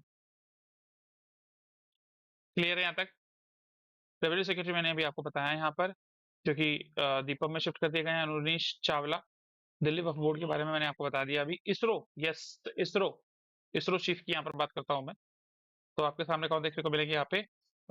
एस सोमनाथ थे पहले, ठीक है, वी नारायणन, वी नारायणन यहाँ पर अपॉइंट किए गए हैं। क्लियर है? और उसके अलावा अगर बात करता हूँ, अभी मैंने आपको एएफआई का भी बता दिया था, athlete federation of India, recently यहाँ पर बनाए गए कौन? ठीक है, बहादुर सिंह सांगू। नोट डाउन कर लीजिएगा, स्क्रीनशॉट कर लीजिएगा। बहुत इंपॉर्टेंट आपके जो अपॉइंटमेंट है वो आपके सामने मैं लिख रहा हूँ यहाँ पे आपके सामने। चलिए, ठीक है। अभी एक कमेंट ऑप्शन रिप्लाई कर लेगा, रिसेंटली ना बहुत सारे हाई कोर्ट्स के अंदर जो chief justice of high court है उनको रीशफल किया गया है, ठीक है, रीशफल्स किए गए हैं यहाँ पे। दैट आफ्टर अगर यहाँ पर बात करता हूँ तो बीसीसीआई अगर आपको पता होगा, ठीक है, ठीक है, बीसीसीआई में यहाँ पर अगर बात करते हैं तो अरुण मिश्रा, ठीक है, अरुण मिश्रा जो है यहाँ पर ओम्बुड्समैन बनाए गए हैं, ओम्बुड्समैन बनाए गए हैं यहाँ पे। क्लियर। और जो जय शाह थे वो आपके जय शाह आईसीसी के, आईसीसी में चले गए हैं अभी, ठीक है, कौन सी पोस्ट पे गए ये बताइएगा मुझे, ठीक है। उसके अलावा बीएसएफ की यहाँ पर बात करी जाए तो महेश कुमार अग्रवाल। तो मैंने लगभग लगभग मेजर मेजर अपॉइंटमेंट आपको यहाँ पर जो है लिख लिख के बता दिए हैं, सारे के सारे जो भी जनवरी और लास्ट जनवरी दिसंबर में हुए हैं वो सारे के सारे आपके सामने हैं, ठीक है। दीपम का काम है यहाँ पे department of investment and public asset management, काम है इसका इन्वेस्टमेंट, गवर्नमेंट को बताना कौन कौन से एसेट जो कोर एसेट हैं उनको यहाँ पे सरकार कोर में रखना चाहती है या उसको सेल करके उसको डिसइन्वेस्ट करना चाहती है, ठीक है, ये पूरा मैनेजमेंट देखने का काम इसी का है। क्लियर है? बोलो हाँ है ना? आई hope this must be clear, ठीक है। Mahakumbh most most most most most important question है। रिसेंटली आपको पता है कि भैया 13 जनवरी से लेके 26 फरवरी के बीच में यहाँ पर महाकुंभ लॉन्च किया गया है। लॉन्च क्या किया गया है अगर मैं यहाँ पर बात करता हूँ महाकुंभ के बारे में तो समझ लेते जरा। इसकी कहानी ये है कि बहुत समय पहले एक आध्यात्मिक यहाँ पर अगर बात करोगे एक आकर्षण का विषय और धार्मिक दुनिया का सबसे बड़ा यहाँ पर एक आपको देख करोड़ों-करोड़ों लोग यहाँ पर जो है गंगा, जमुना, जो सरस्वती है पौराणिक कथाओं के अनुसार वो उसके संगम में यहाँ पर प्रयागराज में जो है डुबकी लगाने आते हैं। ऐसा नहीं है कि सिर्फ प्रयागराज में ही यहाँ पर लगता है। बहुत समय पहले जब समुद्र मंथन हुआ तो उस समय उस समुद्र मंथन से अमृत कलश निकला। उस अमृत कलश को लेकर देवतागण क्या हुए? उसको लेकर देवभूमि या फिर स्वर्ग जाने लगे। उनके पीछे-पीछे जो राक्षस थे वो पीछे जाने लगे। इस आपाधापी में, इस छीना-झपटी में कुछ जो अमृत की बूंदें थी, वो 4 स्थानों पर भारत के यहाँ पर गिरी। एक स्थान है हरिद्वार, एक है आपका प्रयागराज, ठीक है? एक है आपका उज्जैन, ठीक है? एक है आपका नासिक।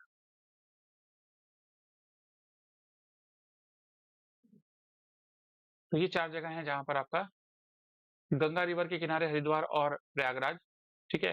हरिद्वार है गंगा, उसके अलावा प्रयागराज में 3 रिवर हैं आपकी गंगा, जमुना यमुना और सरस्वती। नासिक में शिप्रा नदी और एक मिनट नासिक में गोदावरी नदी और शिप्रा नदी आपकी उज्जैन में आपको देखने को मिलती है। क्लियर है? तो ये है। एक होता है यहाँ पर अर्धकुंभ, ठीक है? जो कि 6 वर्षों में आता है। एक होता है सामान्य कुंभ, ठीक है? जो 12 वर्षों में आता है। एक है महाकुंभ, जो इस बार 144 ईयर्स में आया है, इलाहाबाद में यहाँ पर बनाया जा रहा है। यूनेस्को के द्वारा 2017 में ही कुंभ मेले को intangible cultural heritage of humanity बताया जा चुका है। यूनेस्को जिसका हेडक्वार्टर पेरिस में है, पेरिस फ्रांस में है, ठीक है? इसके वजह से बात करोगे तो 40 कल ही मैंने बताया था 44 यहाँ पर क्या है आपके 43 यहाँ पर यूनेस्को की वर्ल्ड हेरिटेज साइट भी है। क्लियर है? ये पूरी कहानी, ठीक है?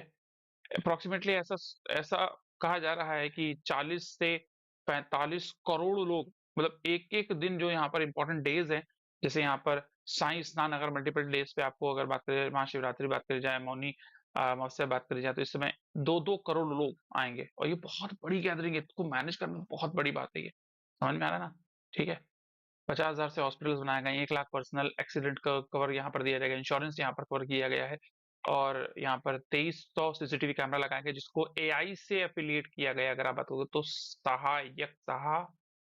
एआई यक, ठीक है? ये लॉन्च किया गया था अगर आपको पता होगा, ठीक है?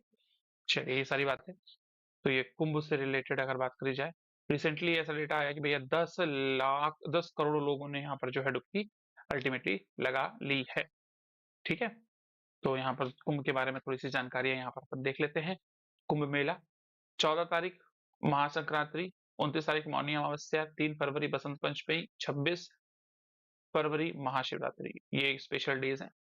एनडीआरएफ की स्पेशल चीज़ बनाई गई है, 99 टेम्परेरी पार्किंग लॉट्स बनाए गए हैं, टॉयलेट्स बनाए गए हैं आपके 1.5 लाख के आसपास, 1.45 लाख रूटेड हिंदू मैथोलॉजी से रिलेट किया जाता है, स्पिरिचुअल यहाँ पर आपको चीज़ें देखने को मिलती हैं। मोक्ष ऐसा कहा जाता है एक्चुअली, कुंभ का मतलब ही होता है कि आपको तर जाना। जितने भी सिन किए हैं आपने, जितनी भी चीज़ें की हैं आप उन सब चीज़ों से एक वो अलौकिक चीज़ है, ठीक है? तो पधारिए, पहले गुजरात बोलते थे, अब बोलेंगे क्या? पधारिए हमारे प्रयागराज में, हमारे उत्तर प्रदेश में। तो चलिए, फिर यहाँ पर बात करते हैं यहाँ पे कुंभ मेला जो कि 12 साल में यहाँ पर प्रयाग और नासिक और उज्जैन यहाँ पर लगाया जाता है। कल्चरल हेरिटेज साइट मैंने आपको बताया और हाँ, यहाँ पर फ़ोन पे और आईसीआईसी लोम्बार्ड के द्वारा हॉस्पिटलाइज़ेशन में 50,000 रुपए, ओपीडी ट्रीटमेंट में एक इंश्योरेंस कवरेज 1500 रुपए का, उसके अलावा personal accident 1 lakh, trip cancellation 5,000, repatriation of remains 10,000, loss of package in baggage 5,000 रुपए तक का यहाँ पर प्रोवाइड किया जा रहा है। क्लियर है? अप्रॉक्सिमेटली अगर अमाउंट की बात करते हो तो यहाँ पर 6990 अप्रॉक्सिमेटली 7,000 करोड़ रुपए यहाँ पर गवर्नमेंट ने इन्वेस्ट किए हैं, जिसमें से मुझे बताइएगा कि जो सेंट्रल गवर्नमेंट है उसने कितना अपना अंश दिया है और यहाँ पे स्टेट गवर्नमेंट ने कितने पैसे लगाए हैं। एक्सपेक्ट किया जा रहा है अप्रॉक्सिमेटली कि 2 लाख करोड़ रुपीस का रेवेन्यू यहाँ से जनरेट होगा इतनी बड़ी गैदरिंग में। क्लियर है? तो ये सारी बातें हम लोगों ने यहाँ पर हिस्टोरिकल व्यू में सारी जानते हुए चीजें कर ली। कुंभ का रेफरेंस यही होता है, nectar of immortality, Hindu mythology. इस तरीके से आप यहाँ पर कुछ इमेजेस देख सकते हैं। यहाँ पर ये इमेज आपको पता होगा, गंगा, प्रयागराज, नासिक, हरिद्वार। क्लियर? ये समुद्र मंथन की कुछ तस्वीरें आपको यहाँ पर दिखाई देती, इस तरीके से यहाँ पे देखें समुद्र मंथन। ठीक है, तो ये इमेज के साथ में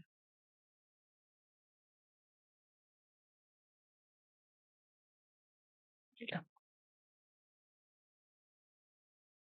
आई होप आप सभी ने क्लास को बहुत बेहतर तरीके से एंजॉय किया। यदि आपको हमारा ये प्रयास अच्छा लग रहा है, चीजें समझ में आ रही हैं, प्लीज वीडियो को लाइक करिए, चैनल को सब्सक्राइब करिए और जितना हो सके उतना शेयर करिए, ताकि इस तरह की डीप नॉलेज आपको मिल सके और हमें भी आगे बढ़ने की प्रोत्साहन मिल सके। ताकि अधिक जानकारी के लिए, अधिक कोर्सेज के लिए आप जीएस जीएस टेलीग्राम चैनल पर जुड़ सकते हैं, और साथ ही साथ में ये जो व्हाट्सएप नंबर नीचे फ्लैश हो रहा है, इस पर भी आप यहाँ पर बात कर सकते हैं। चलिए, thank you, thanks lot, God bless you, bye bye, take care, enjoy your day. स्वस्थ रहें, मस्त रहें और व्यस्त रहें।